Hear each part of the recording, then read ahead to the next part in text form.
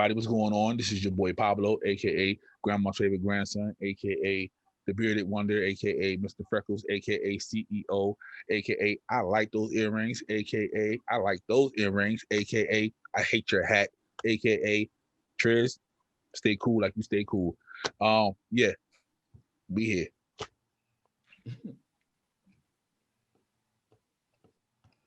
Really, ladies? Oh my God. I thought we got this right last time. And Meghan on mute. Oh yeah. I'm not muted. Hey, now you're not. First.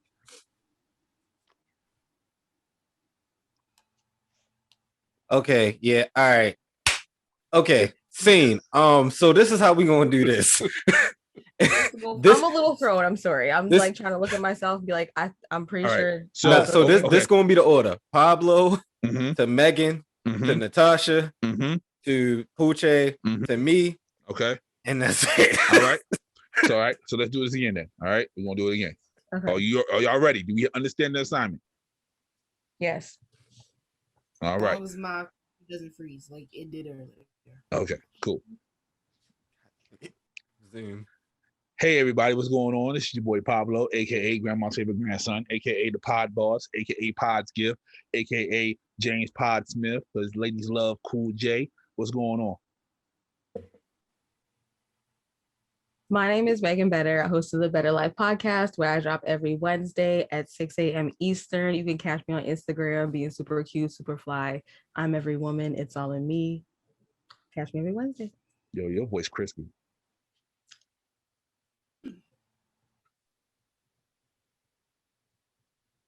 Hello, everybody. This is Natasha Soul from Brown Skin Conversations. My podcast comes out every Wednesday as well on BBW Bad Bitch Wednesday. I will be back next week. My episode will be out right at 12 a.m. So, you early birds. So the third shift, you'll go ahead and kick in and listen down that third shift, listening to that. Wow. Hey, good morning, good evening, good afternoon. Whenever this message reaches you, you know what it is. A 5'9" host with sophisticated ignorance, Uncle Poochie. Y'all know what it is. Y'all see the vibes. Y'all know what it is. That's all I gotta say. He came in here with an ass crack. I am so mad at him. When you try to be hood, but you from the county. Yeah, man. Like, are you talking about yourself or Uncle Poochie? Yeah, be funny. Because he got a bandana on, and he came here swinging. Yeah, it's fine. It's because she from the county. It's cool. It's your boy Trez Take Flight. Jesus, what am I on this week? What am everything. I on? Trez does everything. Yeah, Trez does everything. That's gonna be a hashtag.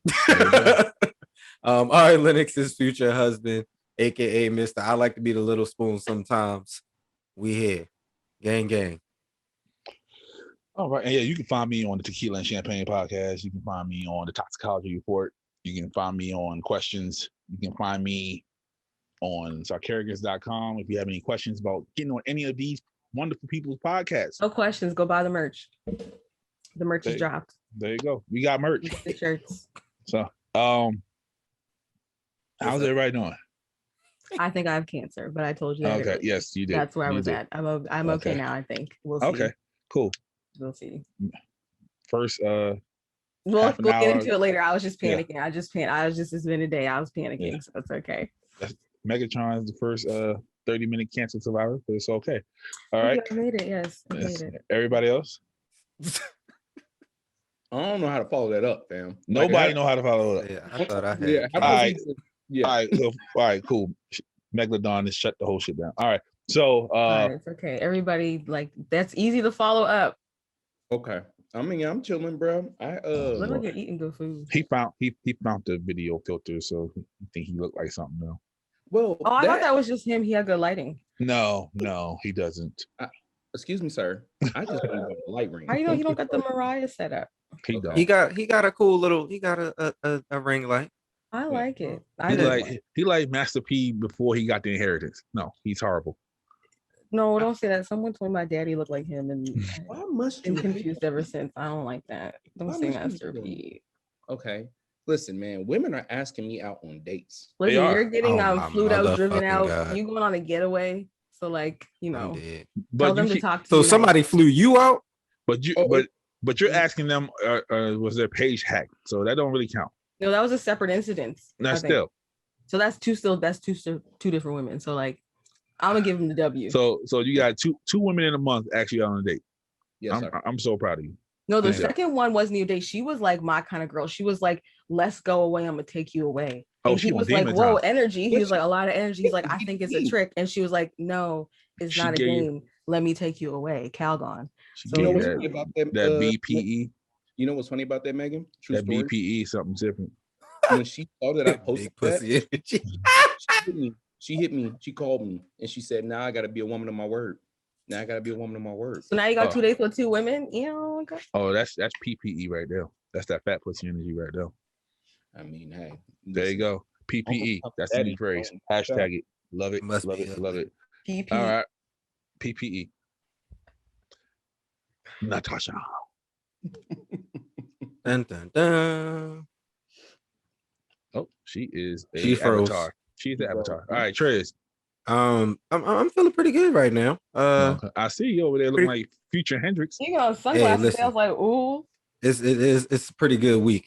You I was know, gonna say something wild, but then I realized your dad was here, and I was like, don't shut up, Megan. Don't say nothing. But I was like, I can feel the energy. It's been like a great day. I was like, wow, it's been a great day. I was like, get your dick wet today. Oh, you can't hear me. There you go.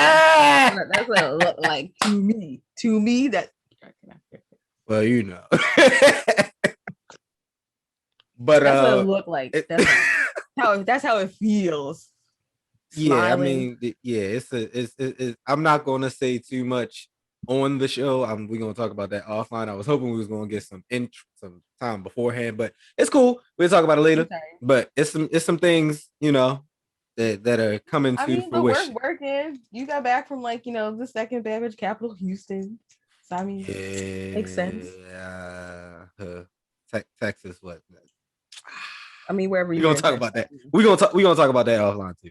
But yeah, Texas was cool though. You know, came back. I made some connection. All right. It's a safe space. It's fine. It's okay. Okay. I made some connections while I was out there, and mental health month.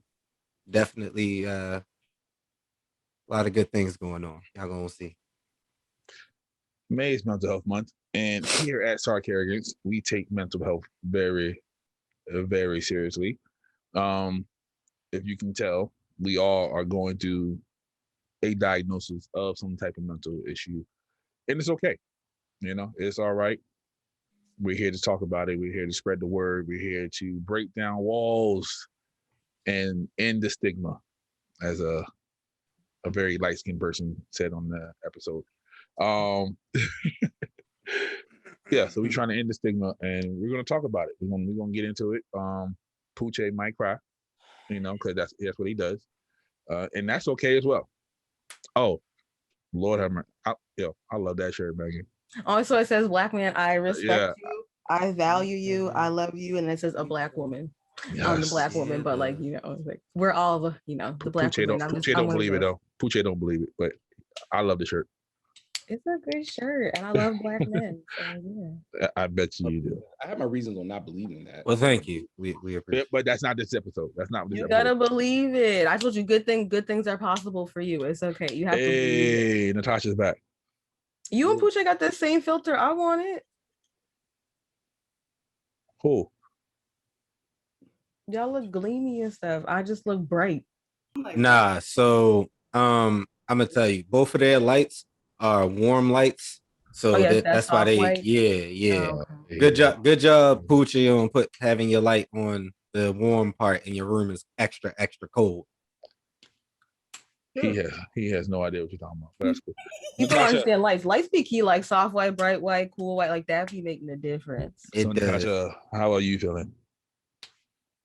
Say, how am I doing? Yeah. I'm here. I am just existing, floating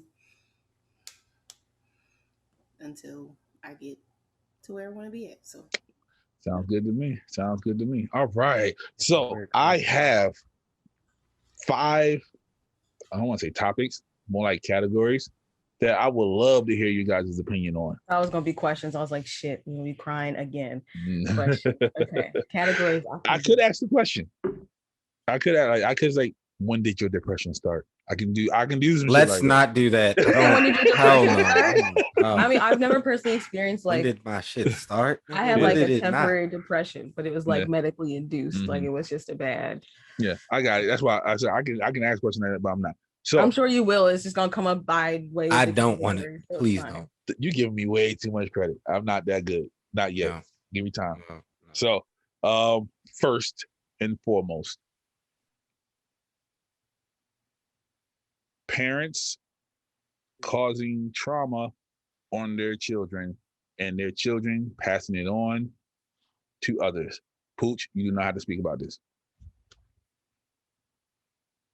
What are your Are you feelings asking about like, so the cat is, it's a category, so we can see what we Mhm. like about it. Mhm. I think I struggle with this because I think they're like, I talked to you about it on questions, like my fear of being a bad mom and then like hurting my kids unintentionally. So like I'm in therapy to make sure I don't actively hurt them or actively pass things on to them. Okay. But I think that's an overall fear parents will always have. But I think doing the work, if you can beforehand, can stop a lot of that intentional. So it might be like intentional but unconscious, if that makes sense, because you don't know what you don't know, so you don't know it's hurtful because anyways. So like I think that a lot of parents do, and I think a lot is because they don't know that they're hurt or that it's not normal, because normal doesn't make things okay, it just makes it normal, it just makes it so that it's just comfortable, it's what you That's a know. And bar. when if it's something that is all you know, it's not wrong to you. Mhm. So like everybody, right and wrong are very subjective with everything, because like I said, people have, once things become normal, then they're really, it's you kind of shift your thinking to like, oh, it's all right, it's okay. So you start to normalize other things. And I think being a child, like you soak all of that up. That's like that poem that everything I learned in kindergarten. Those kindergarten years, yeah, that goes for school, life, relationships, everything. I think what you learn, see, and I want that feel, poster. especially feel, you carry that with you, like period, until you start maybe looking like, I think it's a little messed up. Like I've said, like, oh, I think I messed up. Like I got to do some factory resetting. I'm not okay. And so I think parents, people who are not parents but want to be, I think the best thing you can do, coming from a parent, my mom, she says to get yourself some therapy before you have the kids, because Nice. your issues will be exacerbated once you have them and you cannot escape them. So you're more or less like fighting through trauma every day and raising the kid, but then push, like also inflicting trauma, probably unintentionally or intentionally, on them. So I think parents do their kids a disservice by not dealing with their own issues, or just stuffing them down and thinking that they're stuffing them down when that's not the case. Especially like I said, once you have kids, they just hold a mirror up to you and you just keep looking at it every day thinking that like it's okay, and you're messing your kid up in the process. I don't think there's a way that you cannot damage your kids either though, but I like there's a fine line. Like I think there's things you'll always do that maybe your kids will find wrong, but I think there's a way to not cause trauma too. But I don't think that anybody will be a perfect parent ever. There's no such thing, because you're learning. Every kid is different too. Yeah, I feel like every parent, well, every soon-to-be parent, should go to therapy before the kid comes. Every child, not just the first. They should go to therapy before every child. And I also think people should go to therapy before they get married. Yeah.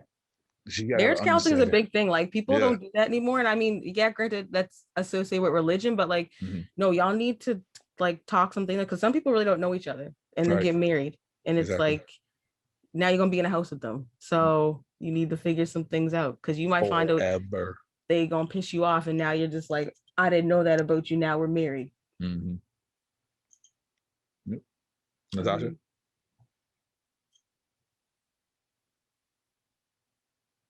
What was the question again? The Passing on trauma. yeah, trauma is hereditary. I mean, when your parent has a trauma and they haven't dealt with it or haven't done any soul searching in order to get past it or anything, it affects the child a lot. Like, of course, all of us have been through it, like indirectly, directly. Like, regardless of what our parents have been through when they were younger, it's just gonna trickle down. And that's why it's like a lot of people say we have to break these curses, these generational curses. Like, it doesn't have to just be like a financial thing. It's like mental well-being has to be like extremely important. And even like we can't be perfect parents or anything like that. Like, that's impossible. But we can be decent parents. We can be parents that allow our children to do things that we might not have been able to do, or we can just be there for our children instead of, you know, causing them to feel like how we may have felt. Like, I feel like at least for me, I feel like I want to be the parent that I felt like I needed. And that might not be the type of parent that my child needs, but at the time it'll feel like it's a little bit better, and we're doing a little bit better as generations go on. And hopefully my future child will know, like, okay, I can tell my mom, like, okay, I don't like that, can we try something different? And I'll be willing to listen. Like, is it always going to be peachy, or am I Yeah. always like, oh my gosh, my child is coming to talk to me? No, because Yeah. sometimes things upset us, and it's just like we always just gotta, sometimes parents need to put themselves in timeouts too, because it's just like we can get extremely, they can get extremely like, they can get to that point where they'll just like, yeah, I want you to talk to me, but then when I come to talk to you, you act like this, so that's why I don't talk to you. And then Right. you gotta, And that's how lying starts. Yeah. exactly, which I'm one of those children. So Yeah. So protective parents make sneaky children, and yeah. that's me. So yeah, like we gotta I feel like the basis is Mhm. just be that parent that you wish you would have had, and then grow from that as your child is able to communicate to you and allow them to communicate. So I'm going through this in therapy right now, actually. That my traits and how I act were bestowed upon me from my parents. Like, I don't like waiting for people. Like, so if I'm sitting in a place and I'm like, hey, can you pick me up? If my mental clock goes off is if it's too long, because when I used to play sports when I was younger, my mom never came and got me. She always said I'm on my way, and she never came, and I ended up walking home every single time.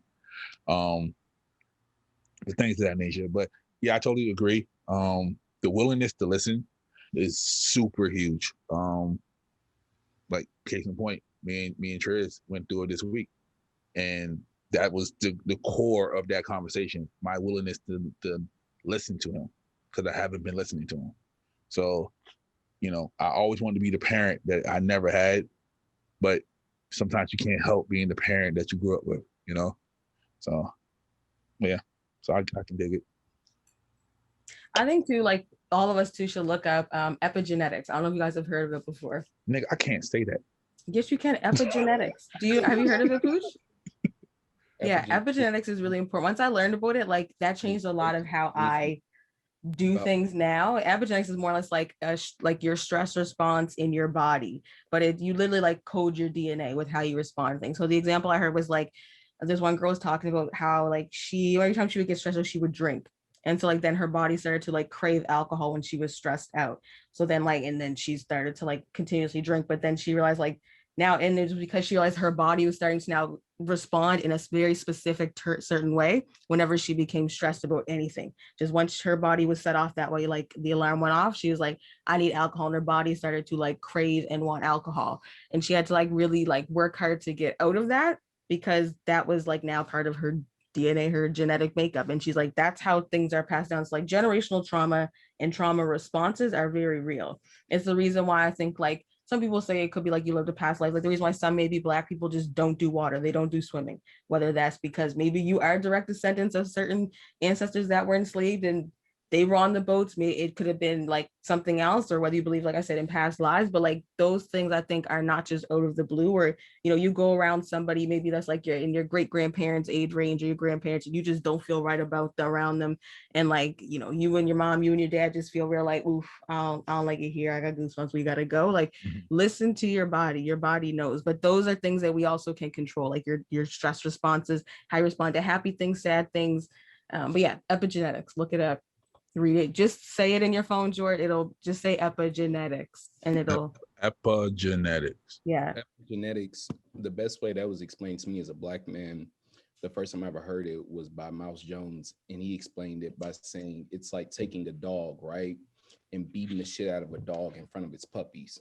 Like indirectly, those puppies see that dog's, mom dog or dad dog get his ass whipped, and so that dog won't do the same. Now, inherently, it's a dog, so it's going to do the same thing, but indirectly, it's seeing these things, harmful things, so they won't do it.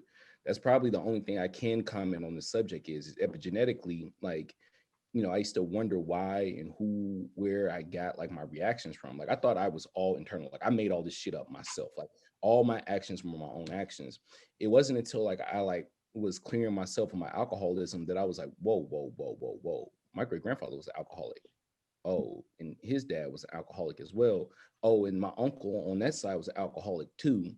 And then it was like, well, I didn't make this shit up. I made none of this up. And I think for my own self personally, that's probably the only thing that always bothers me about this type of conversation is just like, we didn't make any of this shit up, y'all. Like, you know what I'm saying? Like there was someone who raised us. But the problem is that when you start behaving, I guess you could say poorly, everybody wants to say like, who raised you? Yeah. Who raised these niggas?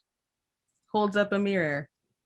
And that's not a shot at anybody in my life personally. It's just that whole statement in general like always pisses me off. Like because I said some spicy shit about the youth the other day on our other episode. You were right. After I got off the phone, I was like, you know what? Well, who raised these little motherfuckers? Who showed them that this badass way? And I was like, wow, maybe I should actually go yell at their parents and not them. But that's the catch-22. Like Meghan said, it's epigenetics, but at a certain point, the responsibility comes within you to be like, hey, I can't keep doing this shit. You know what I'm saying? Because I feel like I'm the leader of my fucking decisions. So epigenetically, yeah, my granddad may have did it, my daddy may have did it, but Pooch got to be his own goddamn man. You know what I'm saying? But that's just me. Trez? Oh man. Don't get serious. He sat all the way up. First and foremost, I would like to say he said first and foremost. Hey yo. Everybody. I agree with everything that everybody has said because that's how I feel. There's a lot of things that do get passed down that we don't know get passed down. I personally, I'll say within like the last year or so, I'm not going to say because of a toxic relationship, but that definitely did highlight some shit. They usually do. I'm just going to put it out there. I ain't never had an anxiety attack like ever, and the relationship shot me into an anxiety attack, and that was when I realized it was a problem. I stayed longer than I should have, but it is what it is. But I say that to say you really have to know yourself, because at the same time as I was sitting there saying to myself, like, what the fuck is wrong with me? I was also saying that to myself that I, long story short, for lack of better terms, failed myself as far as being good to myself. And that's one thing that you really have to continuously do. Be good to yourself and really check yourself, and don't be afraid to call yourself out, so to speak, and be honest about how you feel. If you don't like something, say that shit and stand on it. Because for a long time, because of different things that I didn't understand yet, and things that I probably still don't understand completely, but for a long time, I used to really put myself on the back burner and really go along with some things that maybe I wasn't necessarily okay with 110%. But now I stand on what I stand on. It is what it is. Can't get me to do nothing that I ain't trying to do. And that everybody that knows me knows that now. Like, if I could have went back and told my younger self, something that would have kept me through all of the different things that I dealt with throughout high school and middle school. Stop jumping topics. What you mean? That's the very last topic. That's a good segue. No, it's a good segue. Oh, Jesus. It's the very last topic though. But go ahead. You're already in it.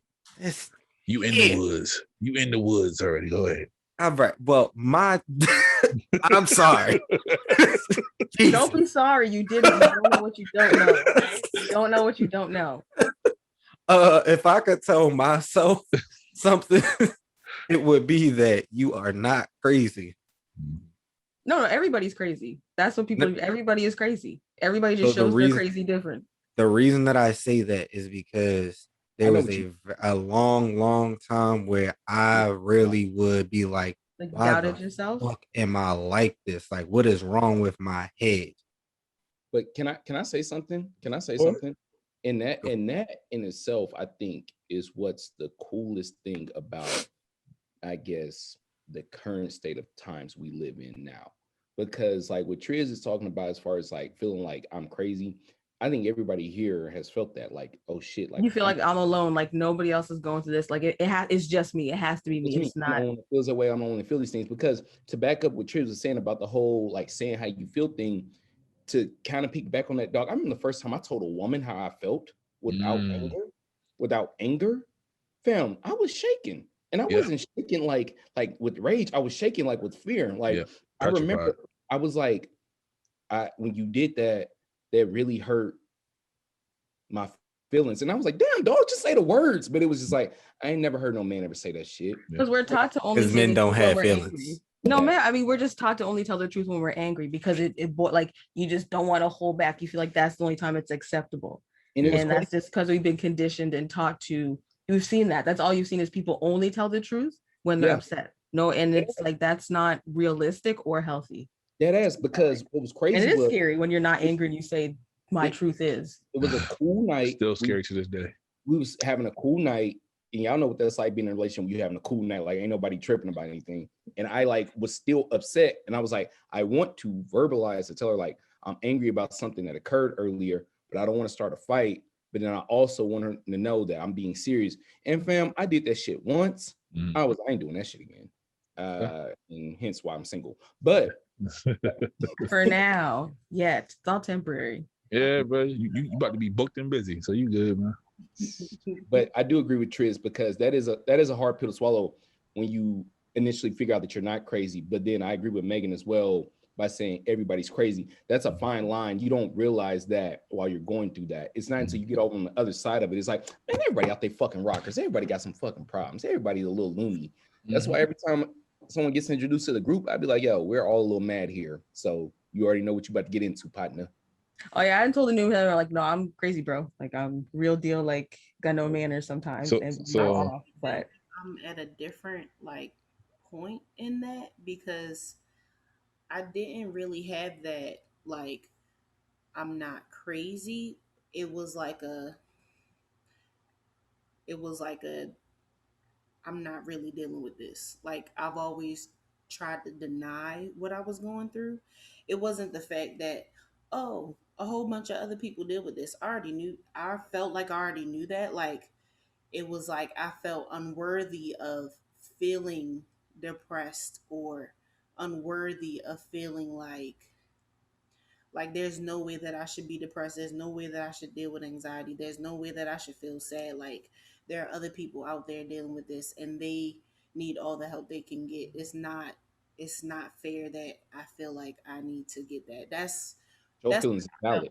With it. Like it was like yes, these people feel like that, and their feelings, like I try to tell myself now that their feelings are valid, but that's not like I can't go through that, like, because it's not. It ain't got nothing to do with you. That's what I'm saying though. Like it definitely, like sometimes I would be like, I'm really making this up. Like there's no way that I can feel like this. Like maybe I'm seeking attention, and then I would literally have to process everything. Like, you're not seeking attention because you're not telling anybody how you feel. So how are you seeking attention? Are you seeking attention within yourself? Like, how does that work? I really had to like talk myself into, it is okay. This is how you feel. This is what's going on with you, and everything is all right. But the whole like how y'all felt like I'm not crazy and stuff. It's not. It wasn't like that. I guess that's a version of how that is, but I, can I make a statement about what you just said? Because initially I felt how Natasha first felt. Like I could not feel bad about shit. Like, you know, Triz made a joke earlier about me being from the county. I actually am from the county, but the thing about it is, What does that mean? it's just I'll wait till you're done. I'm confused. okay. And being from the county, I spent a lot of time in the city. So therefore, just to break that down, Megan, all I just said is I lived in the suburbs, and then I just went to the quote unquote hood. Yeah, Towson to Baltimore. That's it. That's it. That's all I just said there. So at one point, right, like check this out. So I'm coming up, I'm living in like better housing, right? But I'm always going to my cousins' houses who don't. You know what I'm saying? And now, who the fuck am I to complain? Like, you know what I'm saying? Like, yeah, like there's some problems that we got going on over on my side of town, but we ain't living like they living. You know what I'm saying? And what you end up doing is you suppress that because you really got some issues, but you keep telling yourself, no, I can't have issues because somebody got it worse. Where I mean this in the nicest way possible. Fuck that. That ain't got nothing to do with you. Oh yeah, I just told somebody that last week. I didn't put it in the show, but I said like people need to stop diminishing what you're going through, especially like around here, like the pandemic. Like a lot of people have been complaining like it's bad, and I was like, it is bad, and it like to me it's bad. This is my life. It's shitty for me. That I don't care that it's not as bad as here. I don't care that not as bad at least stuff is so dangerous and so damaging and so because the person just immediately shuts down. They're like, you're not a safe space. I don't feel safe here now emotionally. Like, and then you start thinking, I'm doing too much. There's nothing for me to complain about. And you start doubting yourself. And that's a dangerous place to be. It's the point of a friend who I just recently I got to rethink our friendship. One of the reasons why I had to rethink our friendship was not once, but 4 times I came to that person with some bad news, there's things that I wasn't happy about. And their direct response every time was, you just got to get over that shit. And it was like, that's crazy. Because every time they came to me, what's up, bro? Let's talk about this. Like talking about it in depth. I come, you just got to get over it. So I mentally wrote it down on FM. We say some people aren't talkers though. Are they no, but that's like dangerous to get over it because that was me. And that I was a not deal person. I was like, I'm not dealing, which means I just stuffed and shut down and put it away somewhere. And that shit will keep coming up and creeping up. So like that is very damaging to get over it. That's not no, bro. People gotta go through stuff and please listen. Like I came to you, which is a big thing already. 2, how are you just being like, whatever, I don't want to hear it, but you want from me. And let me not, this is about mental health this week, so please finish up. Yes. Well, that's legitimately my point until I get to my last point, which is I recently was talking about it on Instagram to get back to bring this all around to what Natasha was saying she's feeling. Is like, to me, when I felt like this was in the core of like rejection and just not feeling accepted, okay? And what I had to realize is that I had to place my own value of acceptance from rejection and the negativity. Case in point, the word no. I'll tell you all the time, I love the word no. Because guess what? If I tell you no and you stop, that means you weren't really serious. In the case of when I said that on Instagram, Meghan said really funny. She said, no is a complete statement. It is. Period. Every time. Period. Poop, goodbye, all that. Full sentence. No period.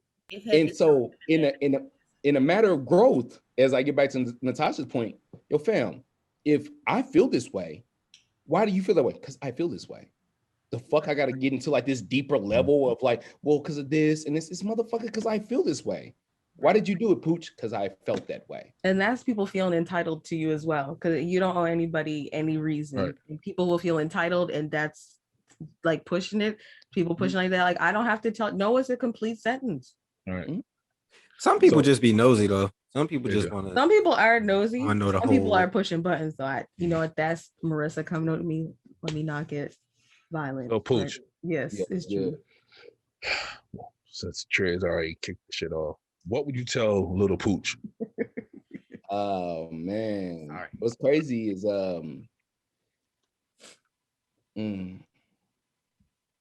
shit, man. I mean, I could tell young Pooch. I mean, back at that time, his name was KJ. I could tell KJ a lot of things, but honestly, KJ wouldn't have listened. KJ was too scared, man. So it really wouldn't have mattered what I've told KJ. KJ believed in nothing. I legitimately had no faith. So maybe what you should say to him is like, I know you're scared. It wouldn't have mattered. Like acknowledging it, like I see. But hearing it, even if he wouldn't acknowledge it, he would have heard it. He would have heard it. I don't know, man. I don't know. But if I could have told myself something, this is what I would have told myself: that it's okay, bro. Mm-hmm. It's okay. Like everything's okay, bro. Like it. Back at that time, I was on a mission to be something that I thought I was supposed to be, not I wanted to be. And I would have told myself that it's okay, bro. You don't have to be a professional athlete, fam. You don't have to have $1 million in the bank by 21, fam. You know, all these things I put on myself that like when I didn't get them, because I didn't think I'd be making it to 25 years old. So it was like, fam, when I got to 26, I was like, my nigga, what the fuck is this? Absolutely, So, absolutely. I would have really just said like, fam, it's totally okay, because I was not in the headspace to be talked to. Hell, I still ain't now. Y'all still gotta tell me to calm down. So no, you see the hat don't fit. You know, that's fine. You know what do fit? What does that even mean? You know what do fit? I thought I was a supposed peg. to look at that. Okay, I'm gonna keep my mouth shut. Anyway, so Meghan. See, that's safe. It's okay. So how I did that? Yes. What would you tell the young Megalodon? There's too much to tell her. That's why I journal. So I guess no, not my daughter, myself. I don't know. I kind of feel like Pooch, like I was one of those hard-headed kids that like I gotta go through some things. Like I'm not someone, like I was not a wise child to know that like they went through it. I seen it, so like I'm not gonna do it. So I would have to go through things. But I was also like sheltered a lot too. For a large portion of my life, I was just very sheltered. My parents just tried to keep us away from a lot of different things. Granted, like they thought they were doing something, and it wasn't given what it was supposed to have gave what they were doing. So I'll leave that as is. But I don't know. There's a whole lot of things I would tell her, but I think the most important thing would just be like you like talk to people. You don't need to be like everything to everybody. And like I'm telling like probably like 8-9-year-old Meghan that one. Like you'll need to be everybody's everything. You got to be Meghan for Meghan first. And like you need to put yourself first. Like you're a kid and you matter. And you need to just be a kid and like voice that and say that and act from that place. So that would be probably like the first couple things I would say. Okay. And just go from there. Natasha. I think young me would be proud of me. I know that much. Oh yeah, absolutely. Natasha, what would you tell young soul? You are not your body. You are more than your body. How you feel is real and it's okay. Cry if you need to, even in front of people. Forget them people, because what they gonna That's do? a big one. What they gonna do? What they gonna do? They gonna leave you alone. Exactly. Um, um, and just like it's okay. Like it's and that you're gonna make it. You're gonna make it out of these situations, these hard situations, and it's just gonna be okay. Okay. What would you say to your younger self? I was about to ask him that. Young Thank you. Pablo. Young Pablo. He was trying to skirt over that one. First of all, I was about to say it. Thank you I know. very much. I just wanted that. So I would tell young OG. Young OG. Well, the younger one, I would tell him that you don't have to go outside of your house to find love. You don't have to join organizations because you need love, because you have love in yourself. Put that on a shirt. I should write a book. I should write a book, shouldn't I? I know. I'm working on it. It's in the laptop. It's in your phone too. It is, absolutely. And the slightly older self, I would tell him I have one child. I don't have to protect the whole entire world. Yeah. Aww. You say I do protecting the world because my black ass wouldn't be here if you didn't. Yes. With your Captain Stick a whole ass. If you didn't do that, I wouldn't be here. So I appreciate it. Amen. Amen. I appreciate it. But yeah, all right. Let me get off of that. So we're about 15 months in to the panorama, the Polaroid, the Pandeezy. How has it affected your mental health? Did it intensify it? Did it magnify it? Did it diminish it because you found shit to do? Let's talk about it. I'll go last.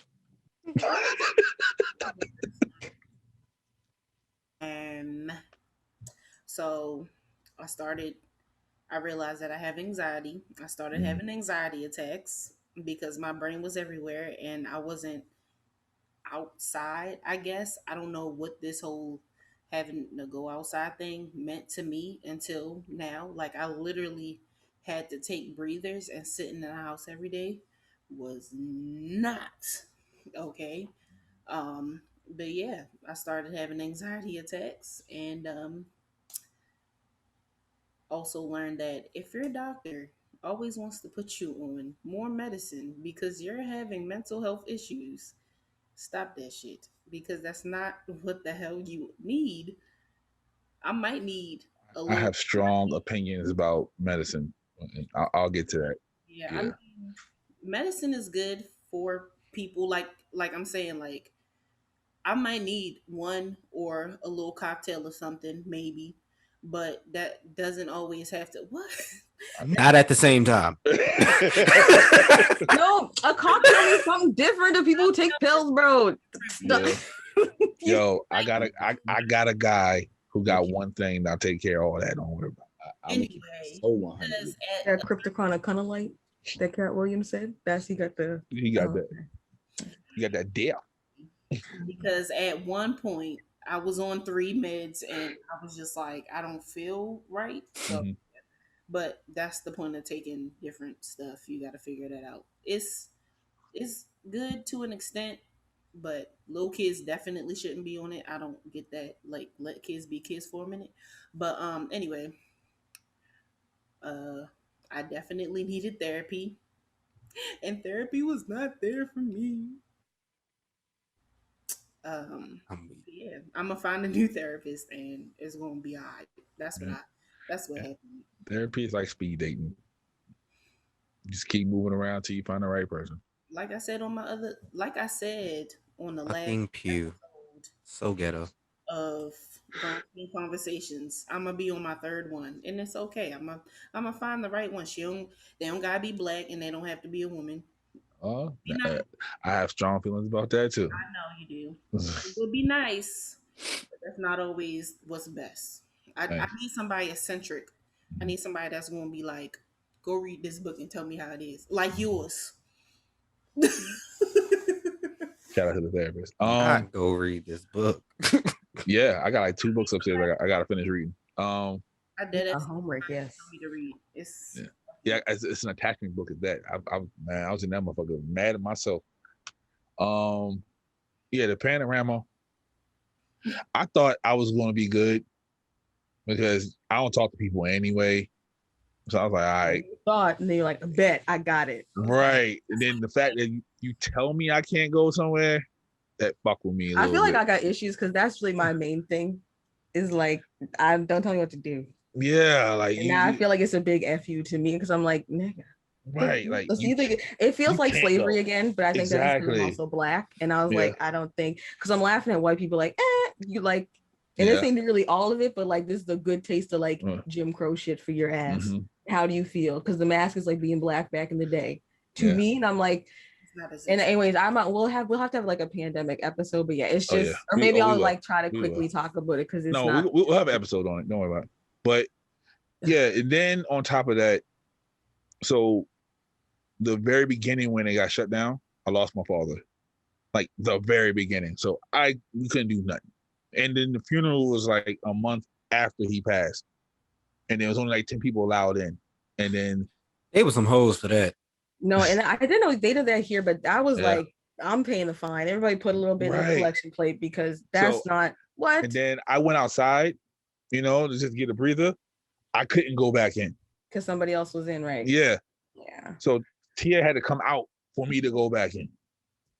So, and then other than my father, I lost like 3 other family members during this panoramic. And usually I find stuff to do to occupy my mind. I go for a drive. I do, I do something like that. And I had nothing. I was stuck to myself. And at one point, I wasn't even working. Like they had us sitting at home using our PTO up. And yeah, it was fucking with me, man. I was in a fucked up spot. Like my brain was gone. Like I don't know how I even made it through it, but yeah, fuck the pandemic, man. Breathers. Yeah, I'm sorry. A little bit. I definitely agree with that. Fuck the pandemic. Fuck this shit. I mean, it definitely. I'll say mental in a objective state of mind. Definitely, it was a good thing because I learned more about myself in this time. And I definitely think that had I been able to be outside, it wouldn't have. The very same relationship that I was talking about that was toxic, that shit would still probably be going on. But because of the fact that we were like always on top of each other and we didn't really have anything else to do but hang out with each other, Hang out. kind of sped that all up. Like, okay, yeah, y'all time is just shorter now because y'all noticing the different things that you don't like quicker. And it's because you just around it. I mean, it's just like a video game. The more you play that video game, the more you look at that video game, the nicer you get. Same way with a relationship. Yeah, there's some things that you can kind of look over, but then there's other things where you just be like, what the hell did you just do? And you can't really separate yourself from it because like they locked everything down. Oh, you can't do nothing. So the only things that you can do is work and come back home to this motherfucker that you think got some shit going on with him.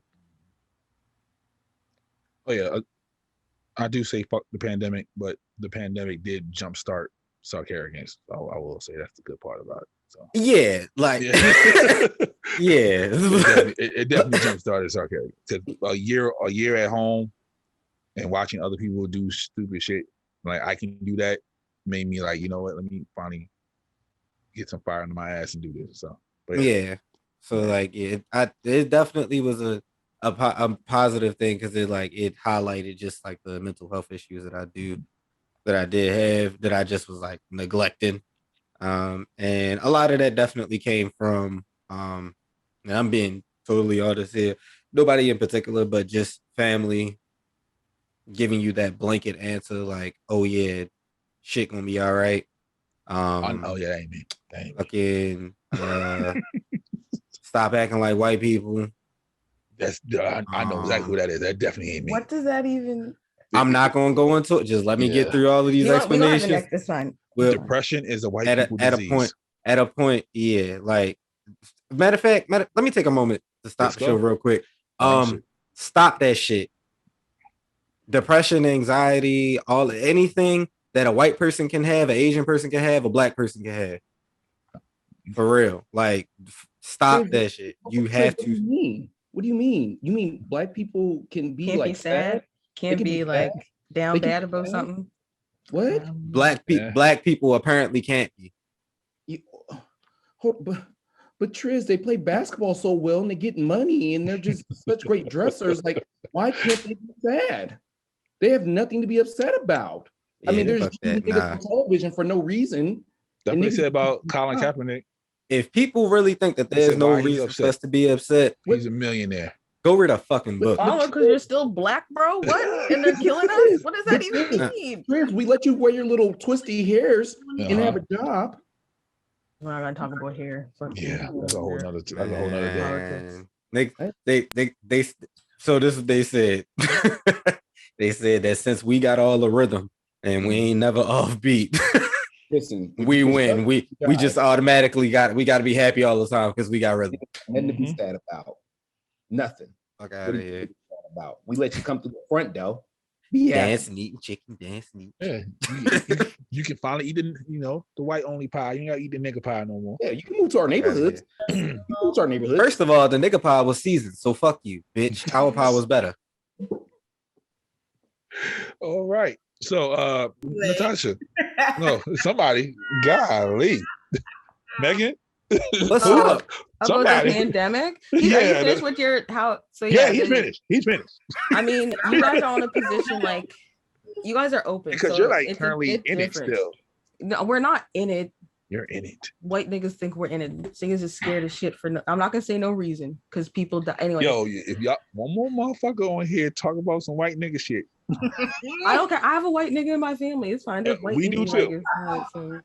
Anyways, so in the beginning, it was like it wasn't fine, but like I was like, oh, okay. It forced me to deal with myself. So like that was fine. And like I said, the beginning of it, I was okay with. Like shit was sweet for like maybe 6 months. I was like, you know what, boom, you can't do nothing. You can't like be out and about doing stuff to keep your mind busy. Like you gotta heal yourself, my girl. Like you're messed up inside. Like you got some issues today about yourself, and they're not okay.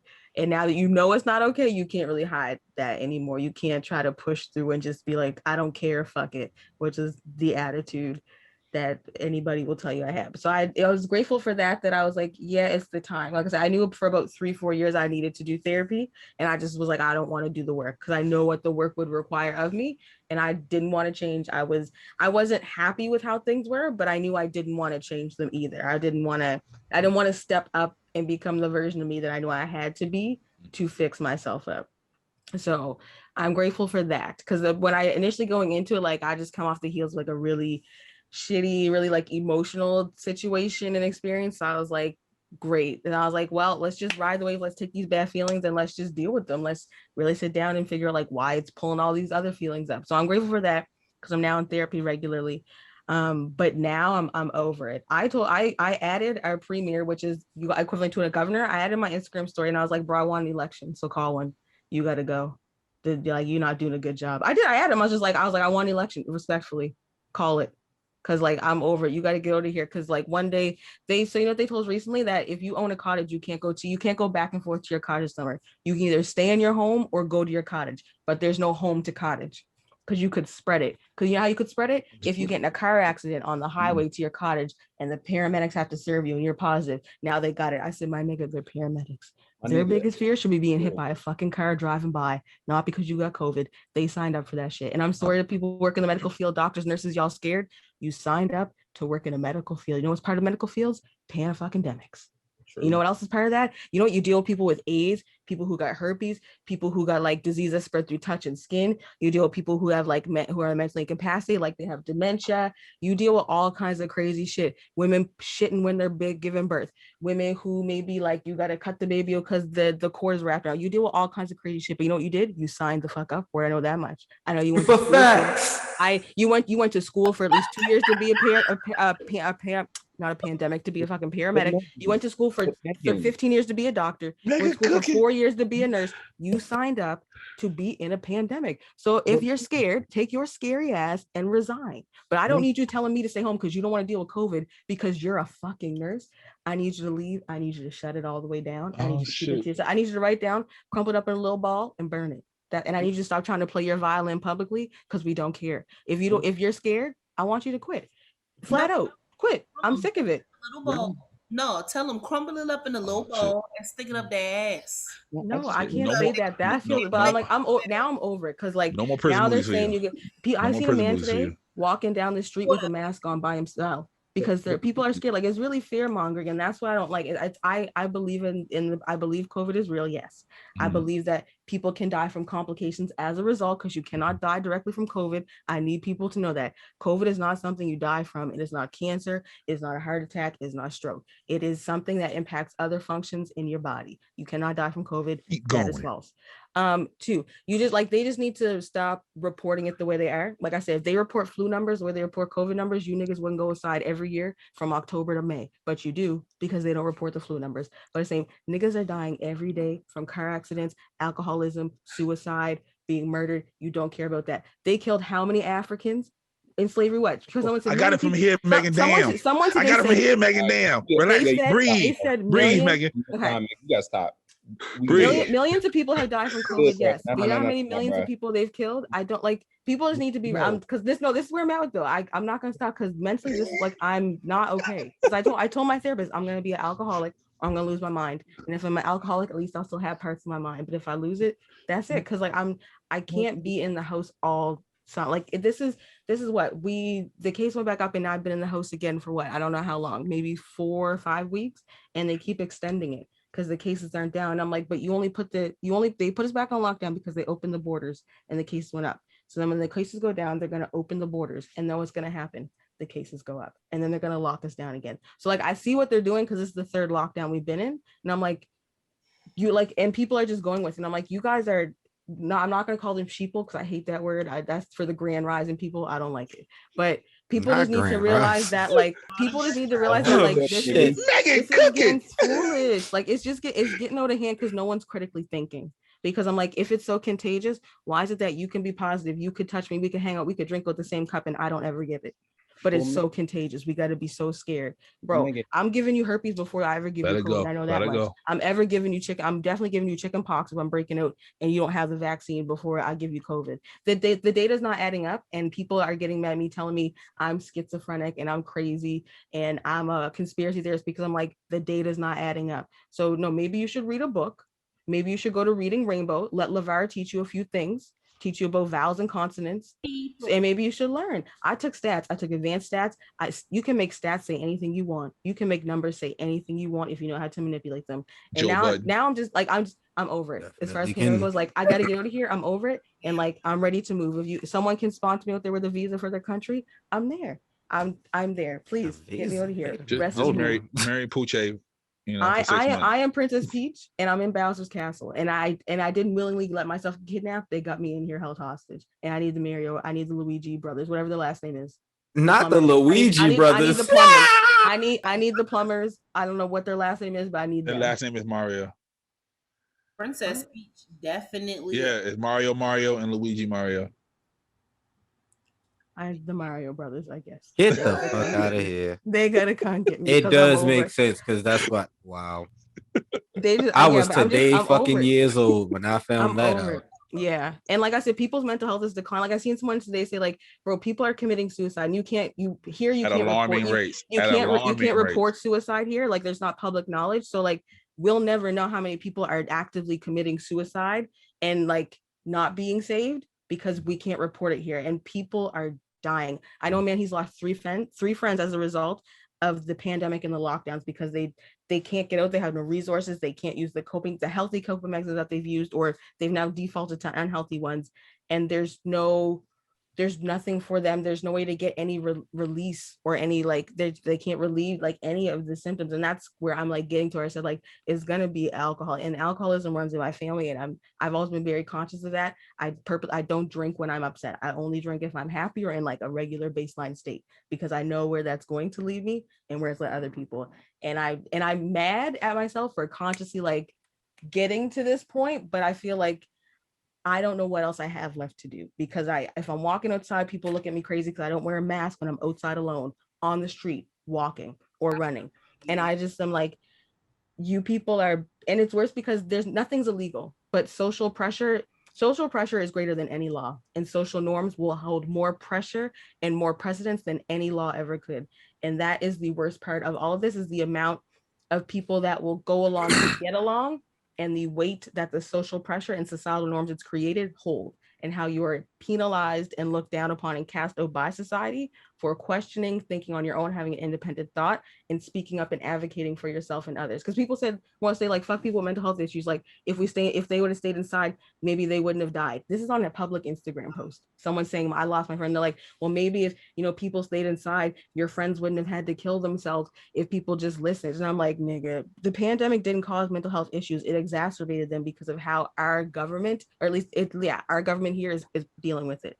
And people are dying. And like I said, we'll never know how many people have died because they can't report it. We just know because their friends and family members say like so-and-so committed suicide today because of and they had no resources available. And our mental health system is already poor here. There's a girl who died last month here because she went to the hospital and they turned her away and said like, she's fine, she's okay, killed herself 8 hours later. and it's documented the hospital did nothing for her. And now, you know, they're being looked at now and doing an internal investigation to see what they could have done better. And I was like, maybe you could have just helped her. People know themselves. And that's the biggest thing with mental health. Like, stop telling people that what they're feeling or what they're saying is not wrong. People know their body and they know their mind and they know when something is wrong. And as a professional, what you need to do is shut up and listen. People are not to you. People are not here for pills. I don't know where that stigma came from. People are not looking for medication. Most people who have mental health issues, like myself, I don't want to be on medication. I'm not like super for it. I understand, but I know it's part of my trinity, my holy three of me being my best self. It's my coping skills, my medication, and my therapy. That's gonna get me where I need to be with my ADD, ADHD. And for people with anxiety, depression, sometimes you need medication rarely, but like, people are not actively looking for pills. Most people, like I said, with diagnosis, they don't want pills. They're like, what can I do naturally to help myself be better? But like, they gotta get people to this. We gotta get, like, we got in Canada where I'm at, like, we gotta get those. And the world's looking at us too, like we're crazy. Like, you got us locked in the house like prisoners. And I'm sorry to people who know people who've been incarcerated, because it's not the same, but mentally, like, we're fucked up. Like, I'm not okay. I'm not gonna be okay. And I'm frustrated because I'm like, no one else gets that. And people just tell me, they just invalidate my feelings, like, yeah, but you just like gotta listen and do. I was like, I'm not going along to get along, because I'm not gonna feel better if I do so. And it doesn't make sense to do so. And like, I need help to get through this somehow. Like I said, I was going to the liquor store today. I didn't. It's now closed, so I can't go. So look at the world. I can't go now. But like, I just, something's got to give, and it's not going to be me. Well, it cannot be me. I'll say that. I cannot sacrifice myself and my body and mind for you people and whatever the fuck you think is going on with this pandemic. They gotta get the shit like over with. Like I said, I'm ready. I'll get COVID. I really, at this point, like, I don't care. At least I got a reason to be in the house at that point, because I got it and I don't want to spread it. But like, at this point, I'd rather get it than be locked up in the house, because like, this is way worse. Physically, like, you can recover. Sometimes you can't recover mentally, and that's what people don't understand. There's no coming back from a mental break or anything. Like, some people are never the same, and I cannot let myself get there. And I feel like I'm being pushed and prodded into that corner. And I don't know. Meghan trying to be outside like them Baltimore niggas was on the avenue. So yeah, I'm trying to, like, I gotta get it. Like, yeah, I have a saying that I've been saying since the beginning of the pandemic. If you come out of the pandemic the same exact person that you were, you either wasted the entire time in the house, or you are really fucked up. Or you really disconnected from your body, which I learned that. I'm not like, I very much have lived in my head. Like, I'd be actively like going, like, my therapist be like, what's coming up? And I'd be like, I know he'd be like, how do you physically feel? And I'd be like, shit, I wasn't in my body. I'm like, my heart's racing, my throat is dry, I'm fidgeting, and like, I totally just didn't know I'm doing these things, because I just check out. Yep. And so I think people just, there was so much opportunity, and like, I don't mean you have to get a business, because that was a big thing. Right. If you didn't come up with a bag, you did something wrong. Right. Shut up. You niggas sound stupid, but you still are fucked up mentally, aren't you? Yes, you are. But I mean, if you didn't come up, like I said, you don't have to be a better person, but at least you were like, if you didn't have any self-reflection, some pause, like, hey, maybe I need to look at this. Like, something should have come out of this. Something should have stirred something up in you to realize, like, I want to do this now, or I want to be better now, or I want to learn this or do that. I agree with that. This is not a wasted opportunity. It is now. Right. Now we're just sitting here playing fucking dummies. But like, for you guys, the first 6 months, like, it was a good time. The world stopped and people needed it. But now it's like, it's go time. The air got better. It was a lot of shit. The trees started growing back. It was all good shit. The shit's been good here, but like, but can't enjoy it. That was the Megalodon hour. Yeah. Shout out to my grandfather, the Reverend. I see he spoke for me, gave me that good little run.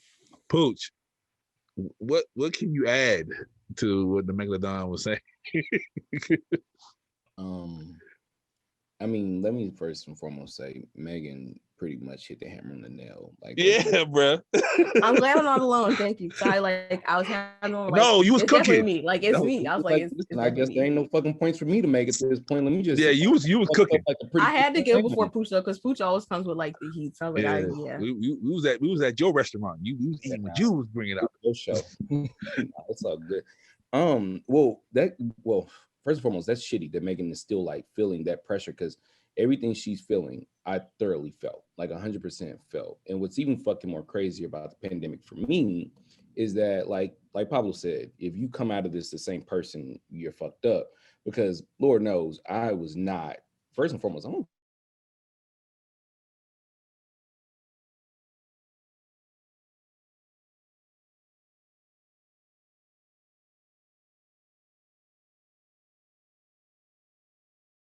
actually crazy when you think about it like this, because realistically, this is how the pandemic started for me. Your boy, before all this even broke out, was like, hey man, 2020 is going to be my year. Just like everybody else, right? Yep. It's going to be my year. I mean, it's the top of a new decade, blah, blah, blah, blah, blah.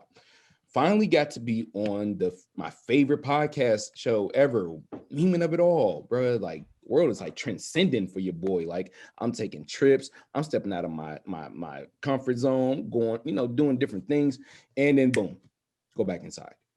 Well, what the fuck? Well, similar to y'all, I didn't realize how much I was outside until somebody told me I couldn't go outside. Now, Osai was coping. Let me tell you, Osai was the best coping mechanism I had. But I was one of those people who pretended like they wasn't outside. It was like a known thing that I'm not finna be in this damn house. Like, I don't know what I'm doing today, but I'm finna be at somebody auntie house, or somebody auntie finna be at my house. Something's about to be. I'm gonna be doing something. I'm gonna be doing, or someone. Like, there ain't no damn. There's something gonna be going on. So I automatically went into panic mode. It was ugly, because what I didn't know then is what I know now, was that right before the pandemic, I had just stopped drinking in February, and I was in the gym. Pablo used to see me, boy, I'd be in there at 6 o'clock in the morning doing my damn thing. And this was like really like getting out whatever toxins or whatever feelings or whatever fucking energy that I did not know was built up. Pandemic hits. Now I got to deal with all this energy again. Now I got to deal with these emotions again. Mm-hmm. Now I got to deal with myself again. Well, I don't know how to deal with myself. Usually I go work out. Can't go work out. Okay. I ain't got nobody's auntie out here. So, okay. What's next? It's alcohol. Oh shit. Here we go back with this bitch again. And what it didn't dawn on me until we got into December of 2020 was that the pandemic showed me two things about people. One, it shows you who people really are, and it also shows you who people want to be. Okay. Because when I was sitting there in my fucking room in June, realizing that we finna go shut back down again, I thought to myself, bruh, it's my choice on if I look at the rest of this year with happiness or sadness. You know what I'm saying? And although the pandemic was a fucked up situation, it definitely made you choose joy. Like, it made you choose some type of happiness, like find your inner happiness, because all that shit that I was relying on, the partying, the being outside, all that shit, when that shit was gone, that shit was fugazi, bro. That shit wasn't real. That shit was, it's real, but it ain't. You know what I'm saying? Mm-hmm. And so I had to realize, like, get back to the basics. Like, what does Keith like? What does, like, the actual human being that you are like? What does that person like? What do you like to do? You like to read books? Like, the fuck, who are you?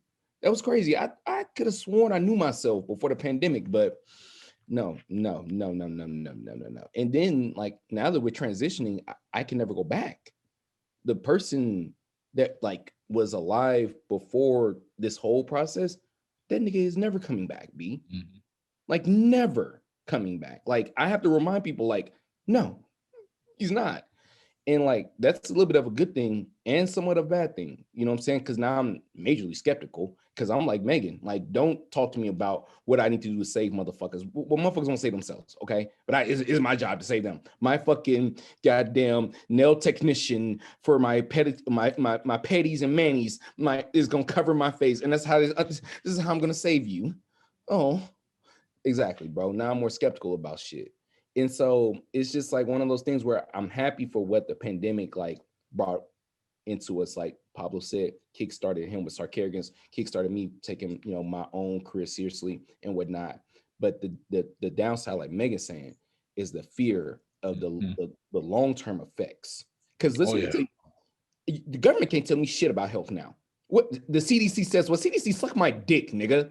What? The CDC, what? CDC's nuts. Okay. Wait a minute. Okay. These nuts. I heard that in a minute.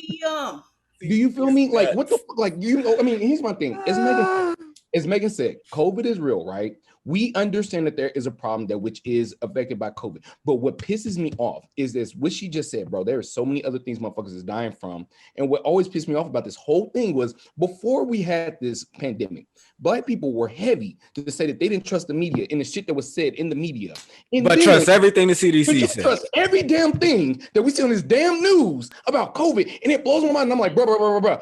I thought we didn't trust them. And then they go, well, and I go, bruh, which one is it? Is it Uchiwali or one mic? All right, God damn it. Tell me which one are we going with, sis? Make it make sense, God. All I want to know is which way to fucking go so I can get on the plan and the program and we can just get fucking back to having y'all shaking y'all asses at brunch with mimosas and I can just live out. I need to get on my ass on a plane, okay? You know what I'm saying?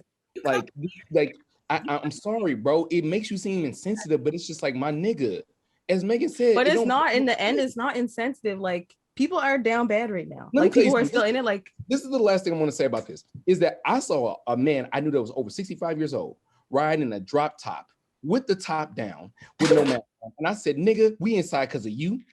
We inside because to help you out. Because at the time they said it was on killing old people. So I was like, what the fuck is this nigga doing outside? Go back inside, Pawpaw. We can't go outside. You breathe in the air. You breathe in the air. They don't care. Oh, you don't give a damn. Okay, so basically this is the biggest placebo effect, and y'all just wasting my motherfucking time. Thanks. Muted. Tom. I don't know why people believe the government now. Like, bro, you never so now that I believe people of a certain age, 55 and up. Yeah, I get it. You guys believe the news. The news don't even report news no more. Like, right. The news just be saying shit at this point. I'm like I don't, and I'm like, why do you believe it? I knew bro, you know what that is though. You know what that is though. That could be a fear tactic. No, a fear coping mechanism. So hear me out. A lot of people, you find out who a person is when they're afraid. Like that's people one of their anxious, most. They need to. Yeah. They want to know everything. Like I know people are like they got to know everything. Right. Yeah. So like if, for instance, and this is an extreme, somebody pull up on you with a gun, you find out who bitch made, and you find out who really about that action. Now, with the reason I say that is because I don't know about y'all, but I personally watched all of my grandparents and sometimes my parents look at the news to get their information. I said sometimes. I did not say all the time. My grandparents, for sure, they definitely was listening to the news. And it got to a point where, like, every time I would go over, I would always see the news, and I was just like, yeah, I'm just gonna wait a little bit before I go in here, or try to go over there when I know for a fact that the news is not gonna be on. So yeah, when it came time for me to actually make those decisions for myself, and a lot of people are just like, okay, well, my grandparents, they looked at the news and that gave them information. I really don't know what's going on. I need an answer. So I'm gonna just go with the fact that there's an answer that's given to me daily and a daily update. So that's why I say like it's really just like a fear coping mechanism where people are starting to try to listen to the news and whatnot. People don't want to be thinkers too, bro. Like when you start to realize like some of this shit that you thinking about that you've been taught don't make sense, son. Yeah, that shit is scary, my nigga. That shit is scary. Do you know how crazy it was when I realized that I needed to deprogram myself? Like I was like, hold on, I could have been possibly being raised wrong.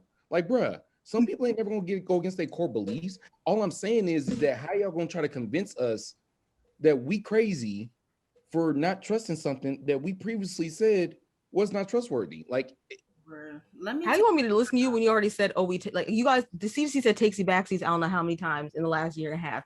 We said this, you know what, psych, we didn't know, but we know now. If y'all niggas don't, so if CDC said they don't know, why are y'all listening to them still? That was the biggest thing they could have said is we don't know what we're dealing with. Y'all niggas should have shut your mouths on that. I would say, or just say nothing, but never say you don't know. Because like to me, like I my critical thinking hat is on. You tell me you don't know, I can't, like you discredit yourself and you're an entire body that's supposed to manage like disease control. And now you don't know publicly what's happening and you keep reneging and changing the rules and moving the goalposts. What do you like? I mean, some people are just going to go with it because it's a governing body and it's authority and that's whatever. Fine. You can do that. But like, you're not making 2 + 2 = 4. You're telling me 2 + 2 is 11 and shut up and go with it. and I'm not going along with that. That doesn't make sense to me. Like I said, and then you have Tuskegee. You have what they did to Native Americans. They gave them like they did the pox blankets. They've tried different vaccine trial runs on Native Americans here and given them diseases purposely. So you're not telling me that it's something I should trust when my own medical professionals in my personal life have done me wrong too in the last year. I'm done with medical field. You not? Nope. Wait. The news since I live with my parents, because for people that didn't vote or anything, they watched elections and stuff a lot, and I was just like, this is dumb as fuck. Like, why are you watching this? Like, y'all have nothing to do better. Y'all have nothing better to do with y'all lives than to watch the fucking news. Read a fucking book. That's what the fuck y'all want me to do. And now all y'all doing is watching these people, and y'all know that is bias. So me and my household, I don't watch the fucking news. I don't fucking vote. But like, what the fuck? Like, no, like it's scary as fuck. I know niggas shooting. It's Baltimore. I know niggas shooting up the street. All right, Morgan, somebody got shot. All right, I know. I heard it. What the fuck? And that's real life. I know. I'm like, I hear the gunshots. I know. Not every night. But all right, I get it. Okay, the little girl down the street got hit by a car. Damn. Yo, I'm mourning. But damn, okay. Like, I'm not about to put myself in that fear. All right. That shit is like, we're not gonna have this ain't getting monetized because we not getting the bad bitches dress up anymore because y'all acting real irregular today. Oh man. Not irregular. I like different. Natasha got her shoulders out. This nigga Pooch got an ass cut. Hey, Trez over here looking like goddamn. You don't got your head size 18, size 18 B-Nard. Like, hey, could I ask a question? This how the CDC looking at us. So I'm just saying. Behind peeking. That'd be the FBI agent. My phone. He'd be like, so. How you feeling? So yeah. So okay, you all got valid, real valid fucking points. But yeah, we went way off topic. No, we stuck to it. We just had to get it out. You said, how do we feel about the pandemic? No, I said, how did it affect your mental health? That's what I said. Well, you see me, I'm crazy. Like, my crazy is showing now. That's how it affected me. 45-minute rant. It was like, fuck this. Yeah. that was literally. Did you see me? That was literally me affected. I said the episode's toast, my nigga. Fuck you. Yo, Reverend Megatron showed up. No, the pandemic has me unwell. That's it. So I feel like you guys got to see. Explain. It was the ADHD coming. I see. I can't stop. So I need to explain this. All right. So happy editing, Trez. Right. Here's another topic that people don't want to speak about. I feel like it's very, very, very crucial to people of color's mental health. Ah, shit. Lord, I don't know. This is gonna be church, ain't it? This gonna be fun. Oh, okay. It's before church. It's before church even showed up. Hold on. What is it? Slavery. Oh shit. Slavery and racism is a direct impact of how anxiety in African Americans, particularly, but people of color, are. Do you agree or disagree? Are we just saying a basic yes or no? No, go ahead. Go ahead. Triz is doing it. This shit is not coming out on Monday like it's supposed to. This shit ain't coming out till like July, the way y'all niggas going. No, yes, it does. And we talked about this on we talked about it on the plug your shit. And on Brown Skin Conversations, we talked about it. And on one of the episodes that I was gonna record, but before I decided to take this break, is that the fact that slaves running away was seen as a mental illness. Why would you want to run away from a home? You have a house. You have work. Your kids are here. Why are you running away from your master? Wait, no. Who said that? Who called it a house and work? Who said they had a house and work? I just want to know. Master Johnson.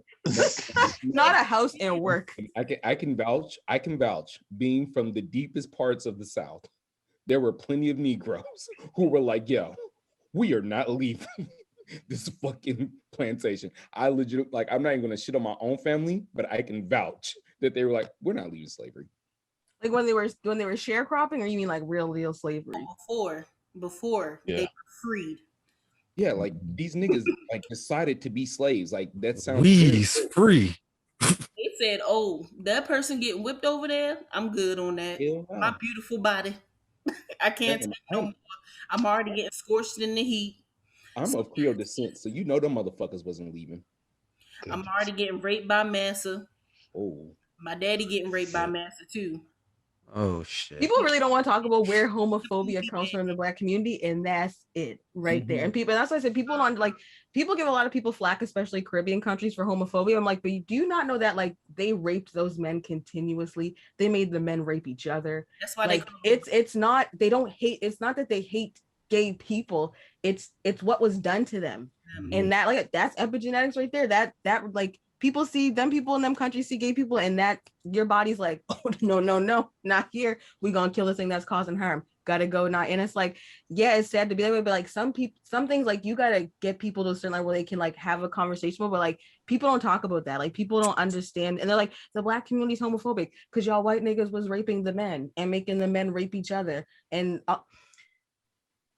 slavery has an effect on Black people's mental health. Period. Yes. Amen. Period. And I don't want people telling me that racism is a mental illness because it's not. You niggas are just sickos and are evil people. I forgot about that in my episode this week about stigma, but like not everything has a label. Not everybody is sick. Some people are just evil, bad people, flat out. And they gotta, that's it. Like everybody doesn't need to have a label. There's not always something wrong with people. And some people are just bad. Said that slavery was a mental illness. No, racism is a mental illness. So like people who are racist are welcome to the show, Trace. Welcome to the show. Yeah, no. I'm just like I'm trying to let her talk, but at the same time, I want to say something, but I don't want to stop her thought process. No, but yeah, no, people say that racism is a mental illness, and I'm like, okay, no, that's a cop out. I said not here. No, that's great. They can meet my mother, and she can slap that shit out of them, like along with the depression. I just He froze this time. It wasn't me. Yes, he did. You talk about your mama. Do not talk about Black women. What is wrong with y'all? Exactly. That is. But yeah, like even in like the 1920s, I can still hear y'all. When they used to go to prison, they will grow their beard out because they said if you grew your beard out, that's a mental illness. Because they said something's really wrong with you. You just let your facial hair just grow for no reason. Bro, you're in jail. They don't give you switchblades. What do they think is gonna happen? I'm just saying. People are really like that's how they used to get out of prison. They'll grow their beards, and then their lawyers were like, "Yes, he's crazy. He doesn't have it all upstairs." And then they go to the crazy house. That's funny as shit. Yeah. Mad facts, son. That's funny as shit. So, what are some coping mechanisms you guys use? Healthy ones? Yes, healthy ones. Grounding. Podcasting. Grounding myself. Yeah. Go outside and put my feet on the cement. I've been doing that since I was like 10 years old. People thought I was crazy. Cement? Yeah, I just walk around barefooted. Trees? I'm sorry, what? Hug trees? We don't have trees now. I don't do it. Oh. We do have trees.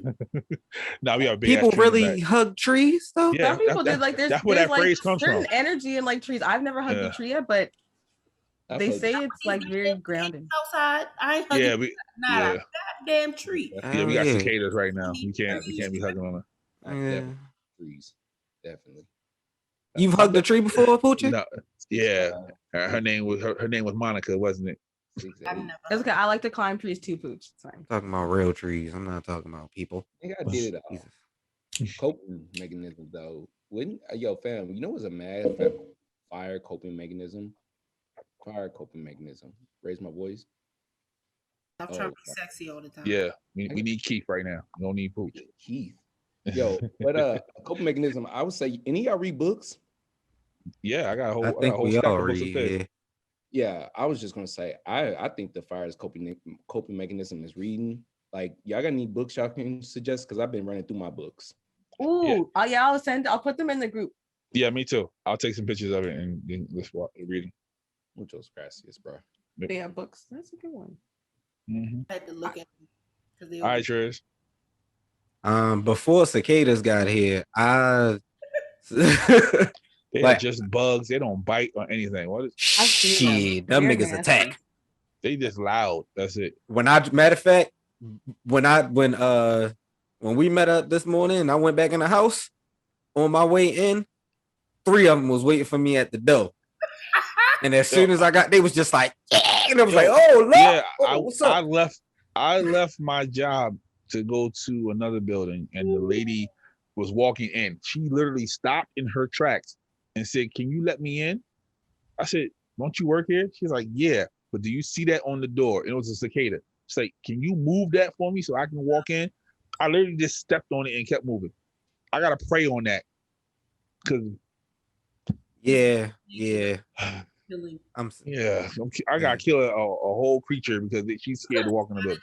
You could have swatted it away. I couldn't. It was real low to the ground. You could have been like, I'm not bending nobody.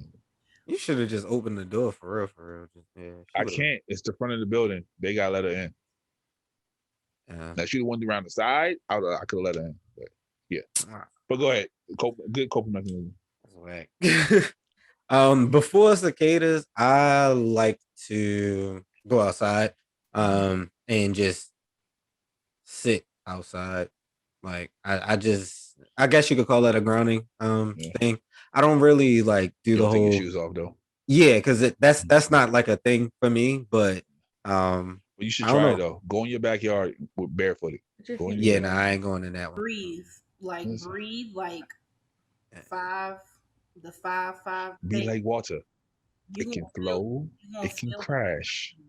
I'll go to the beach. Put feet Lord. in the sand. Yeah, because you're not getting in the water, so you might as well put it in the sand. Too. So. I mean, I'll get in the water, but I'm not swimming. It'll be up to my knees, and I'll be like, you're gonna be waiting. Okay. Oh Lord, wade in the water with the mood. I'm being it's up to my knees. But I guess that's a grounding thing. I like to go outside, sit outside, and I that's just a natural thing that I like to do. Like I like riding in the car, and I like sitting at just remote spots that just cool for me. Okay.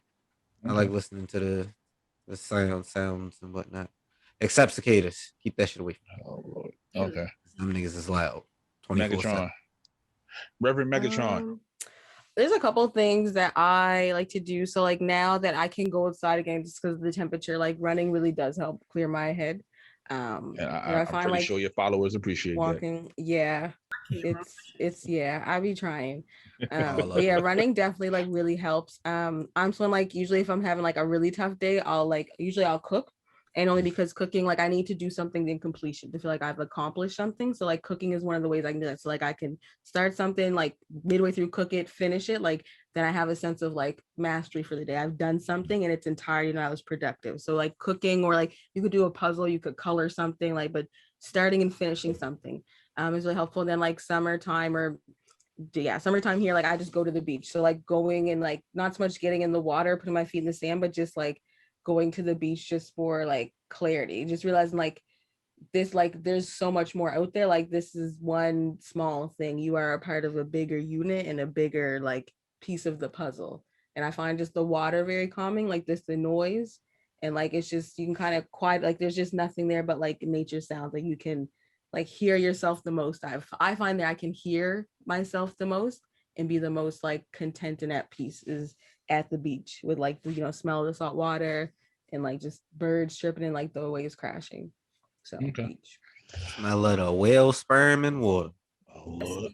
Okay. So like I said before, I've been grounding since a wee child. That's just who I am. I'm just walk barefooted. Children really know what they be doing, Yeah, like in Germany, it was cold as hell. It was. I'm barefooted right now. But that's the real reason. As I got older, those sports, football. I like hitting people, take the aggression out on other folks. You know what I mean? Yep. Oh yeah, definitely. So what position did you play?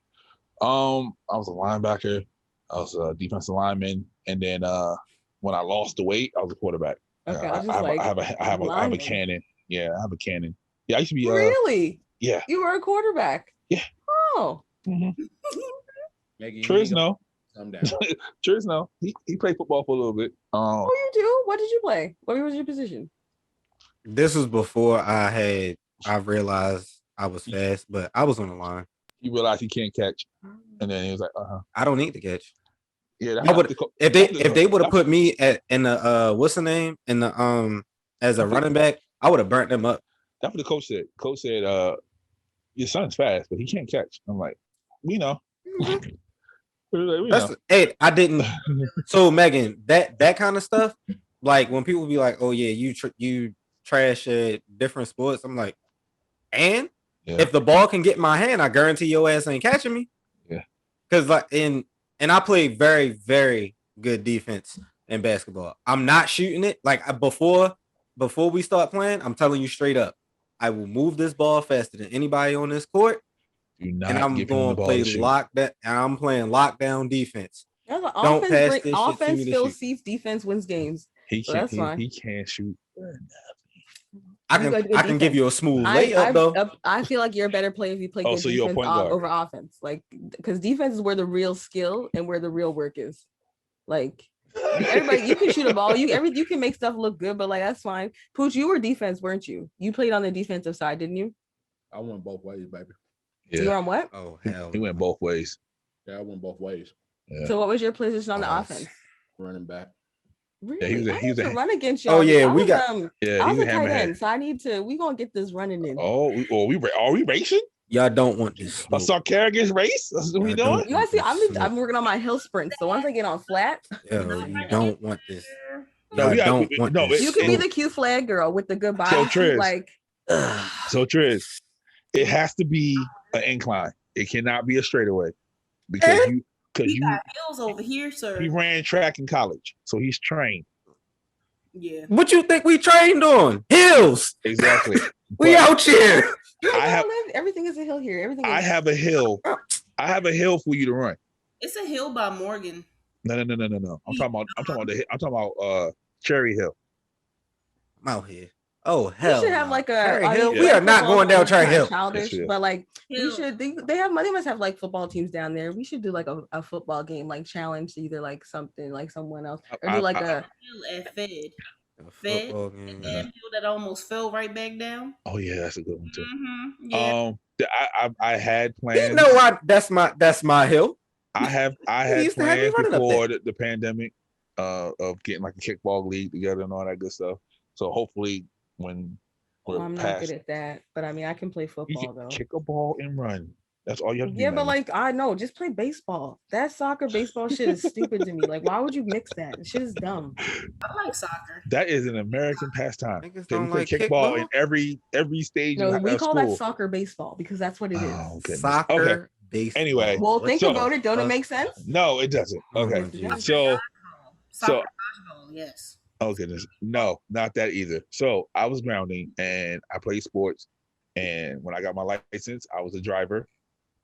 I can drive for hours and not worry about anything. Put on some old school and I'm gone. You ain't have to worry about me anymore. Niggas ain't never put me on with the driving though. Yeah, remember I told you too, George, years ago, your dopamine playlist. Was that dopamine serotonin playlist? Mm-hmm. So like make a playlist of your favorite songs on a day like you're really having like a tough time. Like blast that. I'd like put on headphones and blast it out loud. But like I have it somewhere. I don't know where it's at. I have it somewhere. I did that. Do that. Yeah, no, it's super helpful. I'll be in here singing my ass off to 80s, 90s, and 70s music. And then now is entertainment. Instagram, making people laugh. Making them feel better and all that other good shit. And podding. Now, do you find so I know you do that, but do you find you escape into that though sometimes? Because there's a fine line between being coping and then escapism. And I do that. That's for me too. Like I'm like, well, we're not feeling this. We just gonna keep going down this rabbit hole, whatever I'm doing, or we're not gonna stop doing this. Whatever, it used to be real bad. So at one point, if I had a day off, I can easily post 250 to 300 posts in a day. I'm just posting, just going out somewhere. So yeah, but now just podding, doing things that I thought I couldn't do, or I felt like I couldn't do, and making people smile. That's the big thing now. So, and I'm changing lives apparently. So you are. I mean, you always have. But Oh, like, goodness, I feel stop like it. now people are telling you more. They are. I'm getting Yeah. a lot more recognition Just give than people their flowers.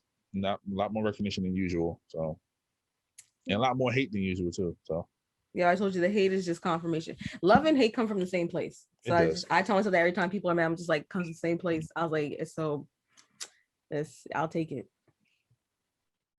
I wish they didn't leave. That's pretty much it. They had to use the bathroom. I know, but that's pretty much it though. Using the bathroom. All Yeah, right. So since they gotta go to the bathroom, let's just do what do you listen to when you're in that downtime? Like if I'm sad. Yeah, you're sad. What are you I don't really to? get too sad. Sometimes I'll just cry when I'm sad. Okay. It's like really, if it's like really sad stuff, like I'll just be like, you have to let yourself cry. And like when you're lost in the moment, like what's that playlist look like? Oh, it's my company playlist. So I have a playlist called Better Night and a Better and the company plays a sex playlist, but I just call it company. I'm sorry, what? It's called what? I call it company, but like really it's a sex playlist. But like company for when you have company. Better life tip. There you go. Yeah, company playlist. I'll listen to like slow music though. Usually like, yeah. So you like that by the second song, then you be good and naked, that type of playlist? No, but I just like sleep naked though too. So not really like that. Like it's not because of the music. Like I just okay. It's healthy for like women's bodies. Somebody said that. Somebody it's said healthy for everybody's body because they should be in cloth all day. Yeah, they said not cloth. You're so old time. Like they said that when you're depressed, you should get naked. Like you should sleep naked. I have been very depressed in my early 20s and have been very depressed with other people. So I guess I was that was a healthy coping mechanism. It wasn't healthy. You just said I'm just saying what people say. Other people because we were both sad. Now that we came together, and then you cheered each other up. No. Coping. Energies is not healthy. Yeah. Okay. Anyway, you said no, I definitely use sex as escapism. That was like my main. Oh, me too. I realized like, oh, you girl, you miss your dad. Stop this. Yeah. Like, comment. That's what that was. Damn. Oh, Pooch, I didn't mean to wake you up like that. I'm so sorry, Pooch. Not you miss your dad. I did not mean to. He's dead. Like he passed away. Right. Okay. Yeah. Oh, I didn't know that. I didn't know that. I thought he was still alive. He died like many years ago. I get that though, but that's what happens. Like if not always. Like I was just very much like I have my own issues like from childhood, and so like I took a lot of things like I can't talk to my dad, and that's I'm working through that in therapy. Like there's a lot of things I can't say to him. He's not here, so I can't like have certain conversations. But when I was probably like 19, 20 to maybe like 23, like I was like running through men, like running through the six of my woes, like the y'all's favorite. Like I was Future. I was running through them, like no doubts, no care, no nothing. I was like, I like you, I want you, I'm gonna get you. I did. Goodbye. We're not sleeping over. Don't talk to me no more. Like this was it. And then it was funny then, but like I got to a point where I was like, yeah, girl, you're unhappy and like you're grieving. Like, and I was like, grieving is not a process. It's not finite. Grieving is ebbs and flows, and there's good times and bad times. And I was just like, it just hit me hard, like a lot of things, like, you know, things he'll just never be around for. And like I started to try to like fix and fill up voids of like having people around or like having men around but treating them poorly, because there were certain things I couldn't tell my dad or like take out on my dad, if that makes sense. Like I couldn't get out my feelings. So I was like, I'm gonna misuse and abuse these men and like treat them like shit or however I want to treat them with no care, because that's what makes me feel better in the moment. And when I say abuse, I don't mean hitmen. I mean like just not treat them nice, like be a fuck girl pretty much. Okay. And I did that for many years. And I was like, you're sick. Like this is not, these are people, like you're messing them up for the next woman. Like that's not okay. Stop doing that. And then most of them like never did anything to me. I just was like, I'm gonna get you before you get me. That was my whole thing. Like that was me too. Defense mode, like you're not gonna hurt me, I'm gonna hurt you first, and I'm gonna get all my feelings, and you're gonna make me feel better for the time being, and this is what's gonna work for me. And then it got to a point where I was like, I'm tired of this. Did you ever get got first? Yeah, the nigga from Baltimore. That's why it's F Baltimore until I come down there soon. But yeah, so he got now me. We understand. All right, Natasha, go ahead. What am I? He beat her. He was trying to say something.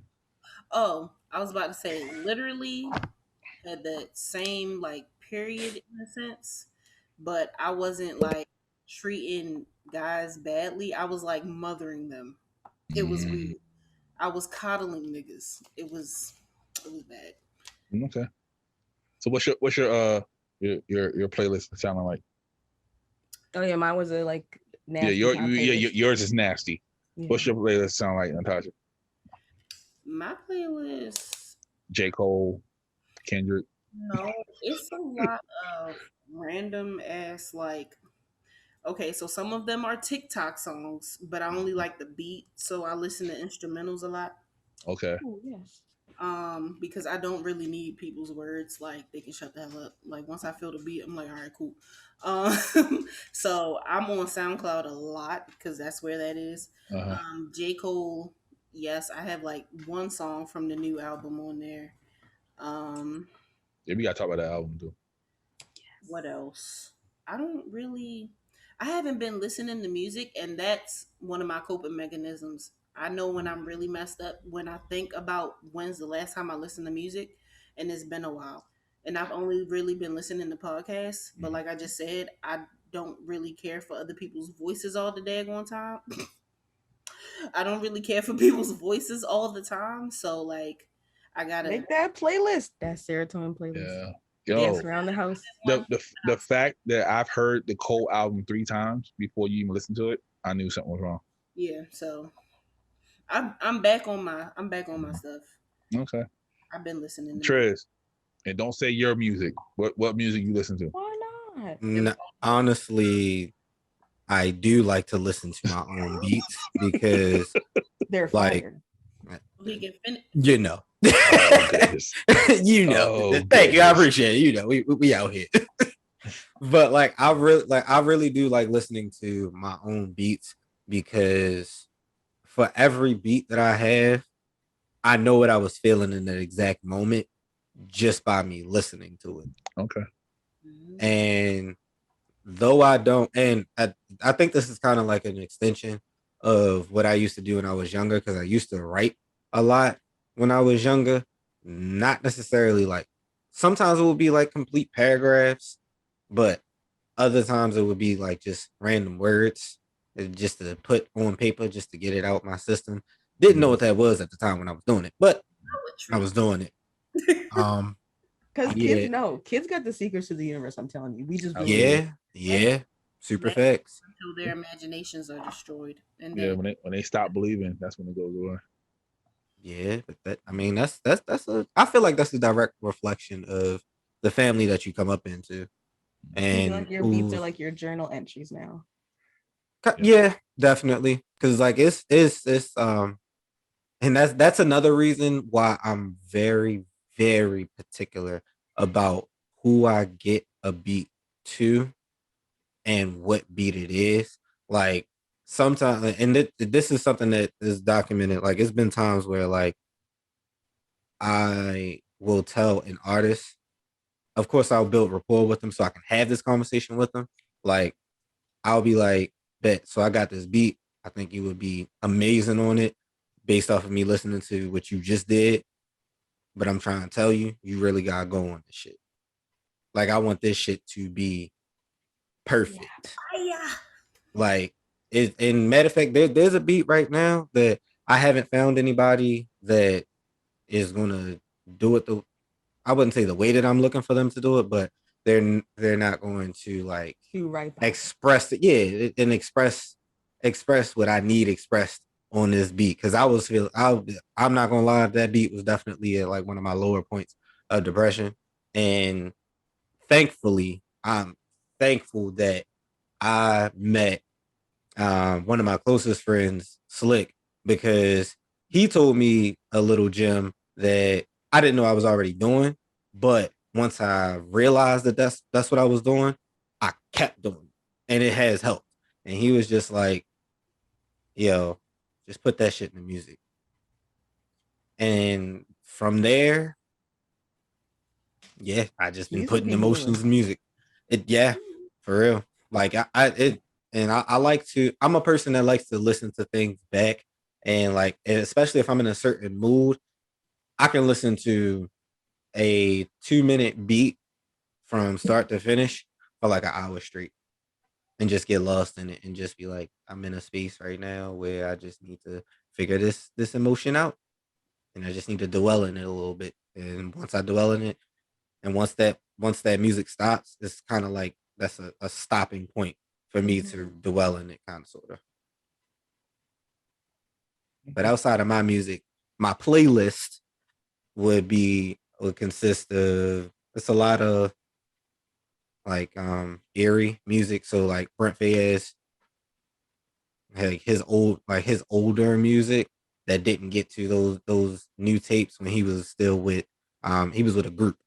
And like those tapes are very therapeutic for me right now, because like they emulate kind of like some of those down feelings that I'm having, and a lot of the instruments that are used really like they align with my emotions and getting me out of the funk of the emotions. And granted, I like people that can really sing, and some of the airiness of his voice and like how it was mixed down and everything, just how complicated the whole process is. It really just gets me out of the funk, because I'm not even thinking about, like, by the time I finish listening to the whole album, I'm not even thinking about why I was pissed off. I'm just thinking about the whole composition of these albums.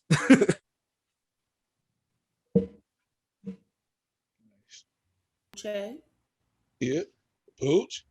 So the question is, what's on our playlist? Like, what type of Yeah. music you're listening to? Yeah, when you're going through it, what you listening to? Well, actually, I listen to the same 3 songs every morning when I wake up, dog. Like, I'm like a person of like routine. So I have to start off my day with 3 gospel songs. And I'm not being sarcastic. Like, I'm being thoroughly serious. Like, We're listening to you, brother. Don't worry I about it. believe you. and that's only because with me, like I have these weird like days where I wake up and I'm like overly joyed that I'm like awake, like I'm like happy to be alive, right? Which is like a great feeling. But then there's days I wake up and then I'm like shocked that I'm alive, which is a Mhm. weird feeling. Like I don't know if other people ever feel that. So I generally start off my day with at least like 3 gospel songs. But after that, my playlist is just all over the place, dog. I like the variety of music.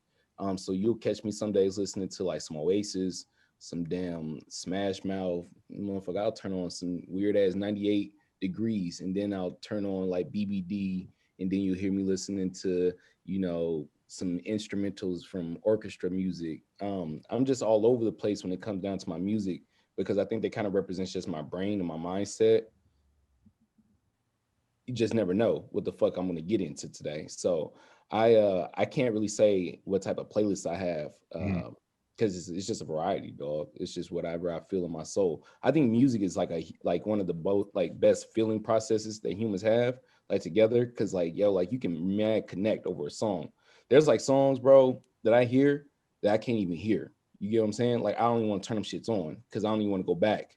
I don't even want to go back there. Like don't even take me back there. I got like songs I like thought I would be playing at my wedding. I'm not having that wedding, son. So don't play Yeah. that song. You know what I'm saying? They got songs like that too. Yeah, please don't play that song. And like that's real shit. That is just like I knew in certain situations in my life, this is gonna sound so fucking weird, but after my last breakup, right, I had like these 5 songs I listened to. And I told myself, if I can listen to these 5 songs without crying, I know like I'm good. My nigga, it took me like damn near 10 months to get through 5 songs.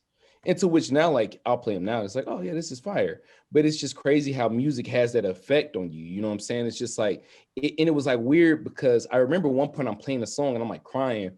And my dog was like, my homie was like, my nigga, why don't you stop playing this music? Mhm. Stop playing this music. It's not helping you. But it was weird because it was like, as Trish said, because I love me some Brent Fayez too. Man, I don't know what it is about Brent Fayez, but that motherfucker is just, amazing. But like his music has the ability to pull out the ability to make me feel like the man, the piece of shit, and like the up and comer best nigga ever. Like I don't know what it is about Brent Fayez's music.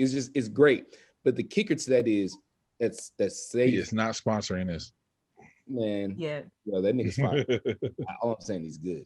But the kicker to that is like music can really, really like inspire you to do great things, but it can also keep you in a funk. Like I did not realize the power of continuously playing my lo-fi, depressing ass beats over again while it rained was not a Yeah. fucking Yeah, gig. because Yeah. you're Like, ruminating. You're like just saying, I yeah. kid you not, y'all. I had to find a upbeat That EDM song, vibration is real.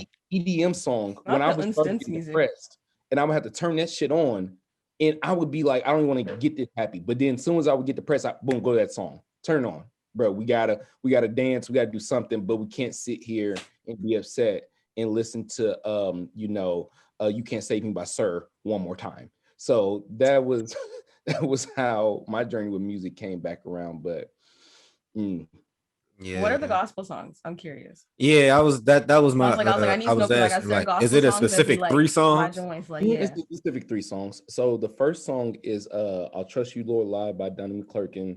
Everybody Mama got that album. That's the one we fall down on it. Yeah, everybody Mama got that album. The second song is Never Would Have Made It. I think what's the homie's name? Warren Sapp? Warren Sapp. Is it Warren Sapp? Is it Marvin Sapp, I believe? Warren Sapp is the football player. The football player. I was gonna say Marvin Sapp. I always get it mixed up, but yeah. And then the third one, they're about the same size, so damn near is. That's why. Damn near is. But the last one is the one I have to play safe for last all time. It's called a song called "Deliver Me," which is called "This Is My Exodus," and it's by Donald Lawrence. If you've never heard the song, wonderful song. Now, if you've never heard the song, probably try to listen when you're not in your feels. But I mean, you know. So like that's pretty much the transition of all 3 of those songs. And then I go on my daily run. So yep, can't start the day without those 3 songs and go from there. Okay. Yeah, I'm about to start getting back on my bike rides. Sad, purposely for that reason. What was that? I used to go to church when I was like really down bad because I don't go to church regularly, but I was like I would go to church just like for like the choir. I was like, I'm not here for them, but like that's normal. Choir, like I would be like, I need to hear them sing because there's something in like just how it like just is something in a choir alone, and I don't know if it's the technical part of me that likes the arrangements or like just even the music, but like even like I hear the song Oh Lord How Excellent, I'm crying every time anywhere. And like if I play at home, choirs are like I am crying. Well, generally like that, but a choir just heals. I mean, the thing is, I used to do the same thing, but I felt like going to church just to see the choir was like texting God, "Hey, big head." So I was like, I guess I'll stay and see what's up. Said texting God, "Hey, big head." Hey, Sky Daddy. Hey, Sky Daddy. But no, I feel you, Megan. But I'll tell you this: when I'm listening to those 3 songs, I'm generally not crying. I'm usually listening to them like it's like a good crying. It's not like like a cleansing cry. Like yes, like like some touch my spirit cry. Not like I'm down. God deliver me from slapping the shit out of somebody today. Please don't. That's why women cry, because they can't hurt people. I think you posted that meme. Yeah, I used to. There's one gospel song I used to listen to. Let Go, Let God, whatever that shit was. I said that out loud. I'm sorry. Yeah. No, I was just like, I've never heard that song. Yeah, it's I can't remember the name of it. It's a good song. It's back when I went to the church for the last time, and a young lady let me hear that song, and we was in the car listening to it, and I literally just started crying for no reason whatsoever. But yeah, I'm not big on gospel music, but you can catch me listening to the Beatles, 70s, 60s rocks, 90s boy bands. Shag Rug. Oh my gosh, yes, because there's certain. I have a 90s like a soft rock playlist with like then what is it? Truly, Madly, Deeply. That be the one that's always on. I love Train. Yeah. Like all like that kind of music. I'm like, yes, more. I was in the supermarket and the Backstreet Boys came on. That supermarket music be fired. I'd be like full on concert. Yeah, I was there, and then somebody was walking across like past the aisle. It was like yes, and they started rocking with me. And I was like, because they know. No, exactly. That supermarket music, that playlist, right. I don't know what kind of station they use, but it be hitting every time. Yeah, so yeah, like old music like that, like Nina Simone. That's literally the oh my Jesus. I talk a lot of shit about Stevie Wonder, but he's probably my favorite artist of all time. He definitely can. That's a whole other story. Can. That's a whole other. Stevie can see. God damn it! Oh, Natasha done poked her head with the canvas. Oh Lord. Because he can see. He can see. I don't care what she done put blood on my canvas. I can't even paint on it now. COVID. So, but yeah, and then when I'm like if I want to get up in a rowdy mood, I listen to Gang Members. I was like, was it Dipset? All gang members all the time. So fucking DMX. What do you mean? Is Gang Members the name of a rap group? No, they're Gang members. Gang Members. So Nipsey, Not Vince Staple, not Nipsey. Cameron. Motivational. Okay, it's not Nipsey. Yes, the marathon will continue. See, that's motivation. First of all, Nipsey, motivation. Check this out. The old shit he was on, like that shit he was on with Drake, he wasn't on that motivational shit. He's talking about shooting niggas in the face. But that's a whole nother story. All I'm gonna say is I know this man from a song called Gang Bangin' 101. That's all I'm gonna say. From the West Coast. Huh? Is that a West Coast song? Yeah. It is. It's hard. It's hard. Yeah. Pop Smoke. Oh, there's a song called what's this shit? United. They got Ice-T and all them niggas on it, and Nipsey and all. Woo!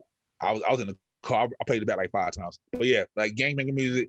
And lately, I say lately, like this ain't been for the last 20 some odd years. Jay-Z. I don't know, man. Just his words. His words is they do something to me, man. I don't know. Music. You know what I mean? And if I'm real spicy, I listen to Malcolm X speeches. So yeah. Malcolm X speeches. Yep. Yeah, my music is there one specific that you listen to that you like the most? I can tell you one. The Bullet or the Ballot. You can listen to that one. Yeah. That's about 20 minutes of fire. He's spitting on there. It's just a bunch of stuff. You can go on Tidal and actually put in Malcolm X, and they got a bunch of his speeches on there. So shout out to Hov for that. But yeah, that's what I'm at. I'm eclectic, so because I grew up around the world, so I like. That's good. Music is like people have just limited music taste. I'm just like, ew. Yeah. Like you're just not gonna try. Well, I don't like Tupac. So I'll say that. I don't like Tupac. Yeah, I don't mean like people. I mean genres. People who have limited genres. They're like, I don't listen to this and this. I'm like, so you just not gonna try. If you're one of those people who are like, no, I don't listen to other people's music. You can't be trusted. Right. Like, I don't like rock music. Why? At every restaurant you go to, if you do that. Bruh. Don't trust people who wear chicken fingers at every restaurant. That is exactly. You cannot trust anybody who eats chicken fingers at every fucking restaurant. I don't care if that's shade. That's a whole lot of shade, and he deserves it. Yeah, like if Bon Jovi comes on and you're not. Oh, what he was saying is if Bon Jovi come on and you not really rocking out to that shit. I wish you could get a still of that. Trish, can you get a still of that when you edit it and post it? That's a mean free. I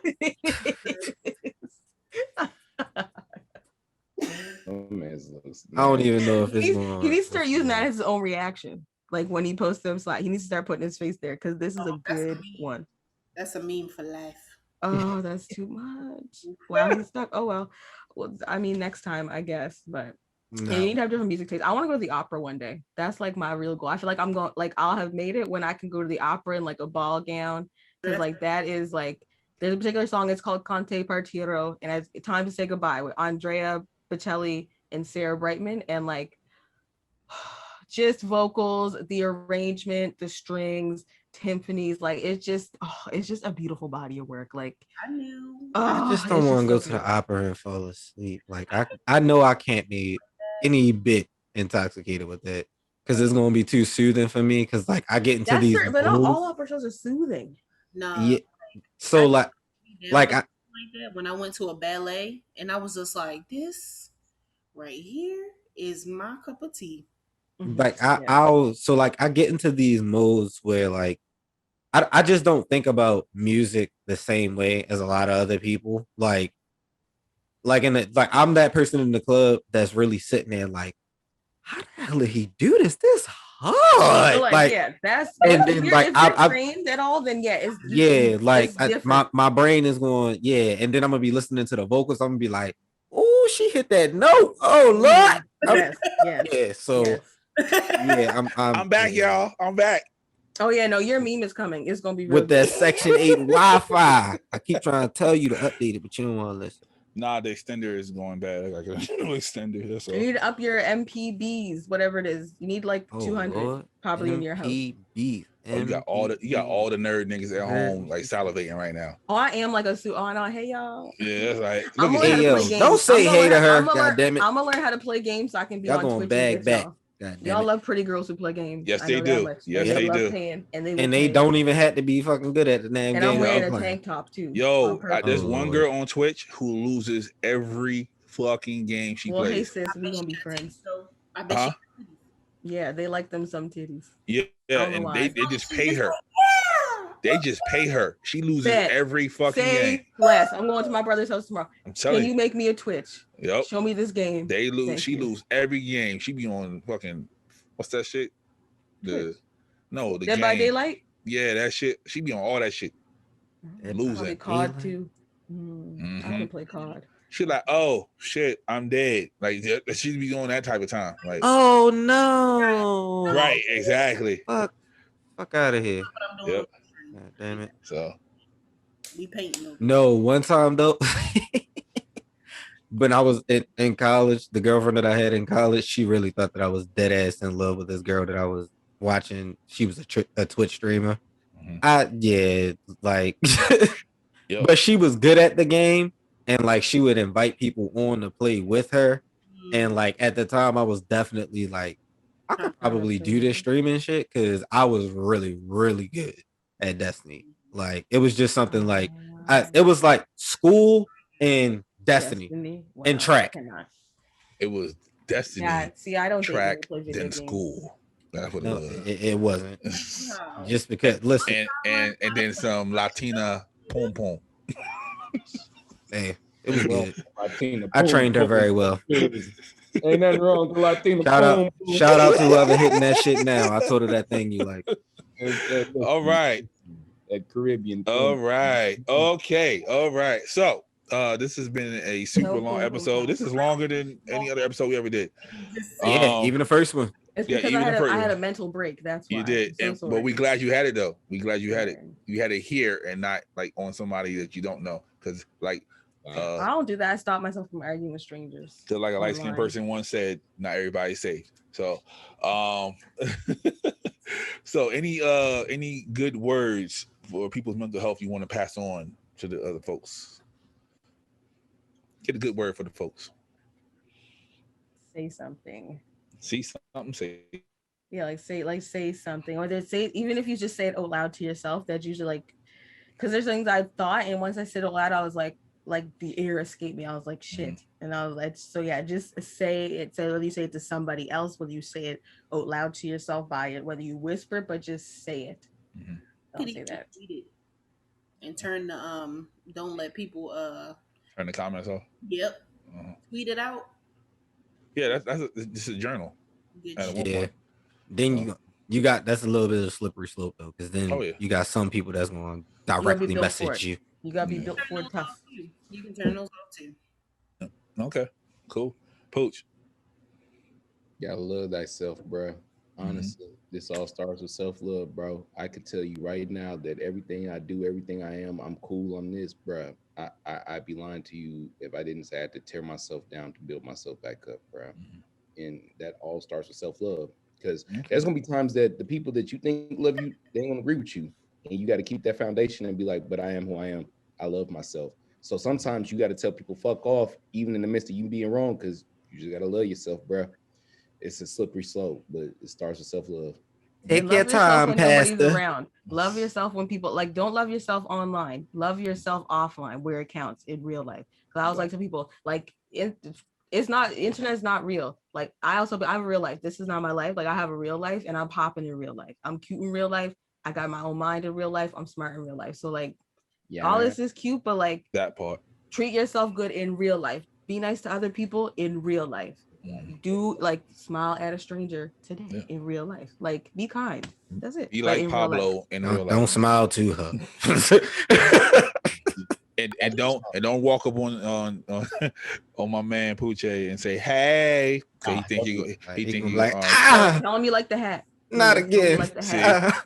But you hear the episode. You slip it on me. Trez, good word for the folks.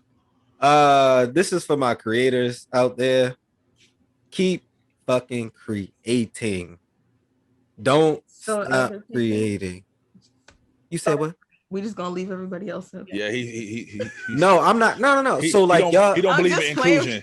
He don't believe in inclusion at all. I believe in inclusion, but I see that y'all are covering different things. So since y'all covering different things, I want to make sure I get He just trying to get I the need creative some bag. Cover specific. the forgotten. Nah, people. I want some specific He want advice the for some creators. specific people. He want the creators to go to him like, yo, I like how you represented us over there. Let me hear that beat you said you wanted Yeah, to I everybody. mean, Let the But beat. yep. yeah, keep creating. Like it's like I don't care if you feel like you're a struggling artist or whatever the case may be, because for a long time I felt that way for a long fucking time. And you know when I stopped feeling like that, it wasn't when the money came. It was when my mindset changed, and I was Say just it like, again. Say it again. it wasn't when the money came. It was my mindset changing, and I really got back to that, for lack of better terms, that childlike enjoyment of being in my craft, being your different crafts. If you feel like you want to pick up another craft, nigga, it's a fucking pandemic. I lied to you not. I did not. I was always nice with a camera. I did not pick up a camera until this pandemic started. There are things that are moving now that are honestly bigger than things that have moved with my 10 plus years making beats, or whatever it is musically. There are things moving video wise that from 6 months of hard work of just putting shit out. Put your shit out. Do not be afraid to put your shit out, because the only thing that's going to happen is somebody's going to support that shit. And then you're going to be like, whoa, I was tripping about this whole time. And believe me, I know, because the hardest critic on myself. I'll be like, damn, I want to change this. I want to change that. And then I have to get into a mode like, you know what? Fuck it. Saving it is going. I'm not touching this shit no more. I don't care what nobody say. It is what it is. It's out. Start I that need that message YouTube. 2 weeks ago. Wow, I wish you would have did Start that 2 weeks ago. YouTube. Start that SoundCloud. Cause I'm gonna tell you now, even your most famous YouTubers and musicians, their first 10 joints are trash. Nah, for real. At least Like, to them too. Yeah, like they be like, yeah. I don't want to listen to that. I Nah, don't for listen to real. that. Nah, Like for I real. was watching To Hear More. He super hilarious guy. I went down the rabbit hole and scrolled down to his early videos when That's he what you first gotta started. do. Ass. It looks like it's on an iPhone 4. He outside. There's no nothing. So put that shit out. It's fine. Yes. And it's okay to make mistakes. Yeah. You But have to. Don't cheat yourself. You have. If you're not making mistakes, you're not making decisions, which means you're stuck. there you go. You're not learning. Like, you gotta continuously learn. And that's one thing that really made me pick up the camera too, because I was just like, I want to learn some shit. Like, and through me learning some stuff about just the camera game and just how certain things work, it's helped me musically as well. Just my mindset musically, like, oh, okay, cool. All right. Yeah. So yeah. I didn't get to say anything. Oh, I'm sorry. Go I ahead. was just like, she didn't know yet. No.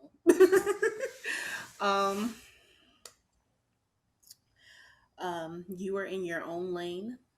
Don't worry about these other niggas you like to do. Like Tria said, creators and not creators. Like Megan said, and like Pooch said, these niggas on Instagram are only happy. I feel like the universe is trying to tell me something, because I literally watched a video about this earlier, about how it's okay to unfollow niggas because you literally feel like people are happy all the damn time, and it makes you feel like something is wrong with you. Mhm. So it is okay to unfollow people on Instagram if you feeling like something is going on with you. It's okay to detach. It's okay to I'm with that. take a minute to get away, and you are also in your own lane. Just because this business launched like 3 months ago and they getting like 100 sales a day, okay, you got shit going though. You started that business, you started doing what you wanted to do, and it's okay. Like, you don't have to worry about what everybody else is doing. You're gonna be where you want to be when you get there.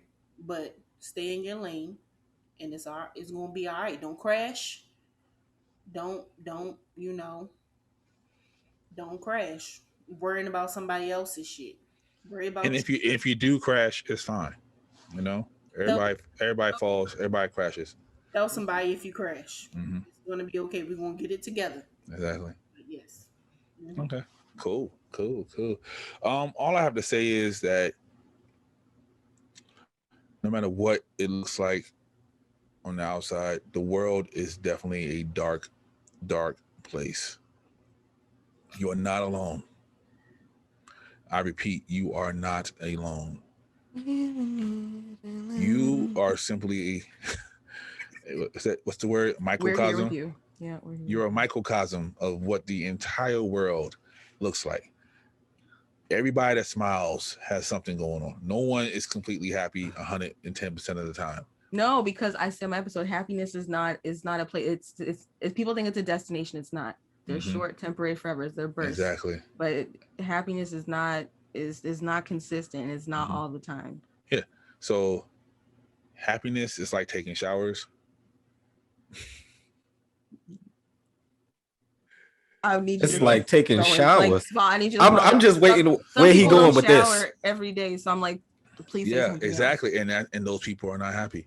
So okay. you see what I'm saying? Like, so you can So the key to success is shower. Smell fresh one day, be clean, right?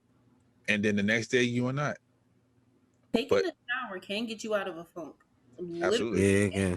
and figuratively. Yeah. But absolutely. But yeah, you are not alone. There are many, many people in this world right now. Currently, there's probably how many people in this world? I don't know. Too many. Too goddamn many. It's like 20 something or 30 something billion, some shit like that. I can't wait to go to Mars. 45% of them are diagnosed with some sort of mental illness. And that's not even the ones that don't even show up and say, hey, that's diagnosed. You know what I mean? So you are not alone. If you need help, you can reach out to Sarcarrogance. One of us will talk to you. Even Pooch, he might act a fool, but when it comes down to talking, he got some good words for you as well. Yes. We got a lot of different personalities for different. The realest advice. Tris Hendricks, he got some words for you. You know, Hendricks. Reverend Megatron definitely has words, and Natasha. You are way too much. And Natasha definitely does. So if you need help, reach out to us. We're here, man. Even put it in the comments. We'll reach back out to you. We have no qualms in doing that. Mental health is very, very important to us. And we don't have to kill you because you want to not tell nobody how you feel and you want to go out on a rampage, because I will crack your fucking neck. Okay. If they go on a rampage? Yes, if they go on a rampage because their mental health isn't bottled up and they want to express themselves. Exactly. I will fuck up a school shooter. Yeah, don't be a school shooter, y'all. Yeah, exactly. That's preventable. It's all with you. Exactly. Talk to somebody, please. If somebody's bullying you, talk to somebody. Don't hold that shit in till you're I don't do bullying, 15, 16 years old. Don't be like me fighting for a whole week. Yeah, see? Will come up to that school and beat a nigga ass. There you go. I mean, honestly, I personally beat a bitch ass. Here we go. Get the sign ready. Get the sign ready. No, I'm gonna agree with it. We've been agreeing lately. I'm agreeing. Personally volunteer. If you getting bullied on, I'm not gonna say my cell phone number on this because please don't. If you getting bullied on, I'm telling you right now, if your bully is in between the ages of 6 to 18, okay, you can hire me. I will personally slap the shit out of the oldest relative and wear leather gloves so you know. Yo, I have a picture I'm gonna send you of a 15-year-old, and you're gonna change the tune. I'm just letting you know that right now. Or do what that boy in the meme and have sex with everybody he knows. You hear what I said? Yeah, I heard what you said. Pooch Shiesty in the building, y'all. I'm gonna slap the shit out of their oldest living relative. Okay. You know they don't play about their grandma. You know they don't play about their grandma. You shouldn't have played around. That's the point. You shouldn't be bullying somebody. So I'm gonna slap the shit because bullying is outside of just disrespecting me as a person. It's the other people that see. So now you gotta feel the disrespect, son. So I'm not gonna slap the shit out of you because it's like, oh, I deserve this. No, I'm gonna give it to somebody who don't deserve it. I'm gonna slap the shit out of one of your relatives. And now you gotta think about it. When I bully people, one of my relatives randomly get slapped the shit out of by Uncle. That's called classic conditioning. Classic conditioning. Yes, it's a good tool in psychology. Now you learned your lesson. Okay. Now I'm just slapping the shit out your uncles and aunties and crazy people because you want to be rude. So yeah, who was the dude that did that study? I forgot who did that. The dog. It wasn't Freud. Who was it? It was one of the big three. I'm just saying, fuck a bully. I slapped the shit out your oldest relative. Pavlov. Yeah, I'm Pavlov's dog. Yep. Yep. Yeah. Okay. Yeah. Look at these educated motherfuckers here. I listened in psychology. All right. So on top of mental health matters, bullying is bad, and Pooch will continue the generation of bullying that he will shit out your grandmother. And somehow, some way, your relatives might get shot in the kneecap. I So, will. Yeah. Y'all shot. Yeah. see, yeah, I don't condone that. What is but- it? What is the song? Who I Smoke? One of your relatives you keep playing around. New pack. New pack hitting the All street. right, until next time. Whatever the new pack is. We're taking a 10-day break. And it looks like it's much needed. And next month we are doing cartoons. We deep diving into Yes. the psychology shit. of cartoons. What's- we go, yeah. I'm Yeah. so excited. Yes, it's going Yes. good. So until next time. No, fuck it. I'm fucking up already. Tell y'all where they can find y'all at. Don't Tell need people where they. We've been talking enough. All right. So what you can do is you can check out Natasha Stoll at the Brown Skin Conversation, Meghan Better at the Better Life Pod, Uncle Pooche, 6 Feet Under Podcast. Triz is on Where's Your Proof and the Toxicology Report. All that is under the Sarcarrogance Instagram or sarcarrogance.com. If you can't spell it, start writing it out. SARC, and it will pop the fuck up. I promise you. Okay? I'm everywhere Buy a else. shirt. Buy two. When you're on the website, buy shirts. Definitely get a BBW shirt. And it's not what you think, but it could be. It You might never be. know. There you go. We're not here to judge. We're not judging. Hey, you might catch one with that. You be I'm like, trying to tell you, okay, you you might- represent for the year. It Ooh, might you know, I'm and gonna tell then you you get something some when we're done booty thrown recording. away. When It- we're done recording, I'm gonna it might change your pandemic. That's all I'm saying. You might want to buy a shirt. I'll tell you that. It's definitely Get changed the my- whop. My fault. The fucking whopper. It's up. And it's up. And it's up. Oh my goodness. So until next time, peace.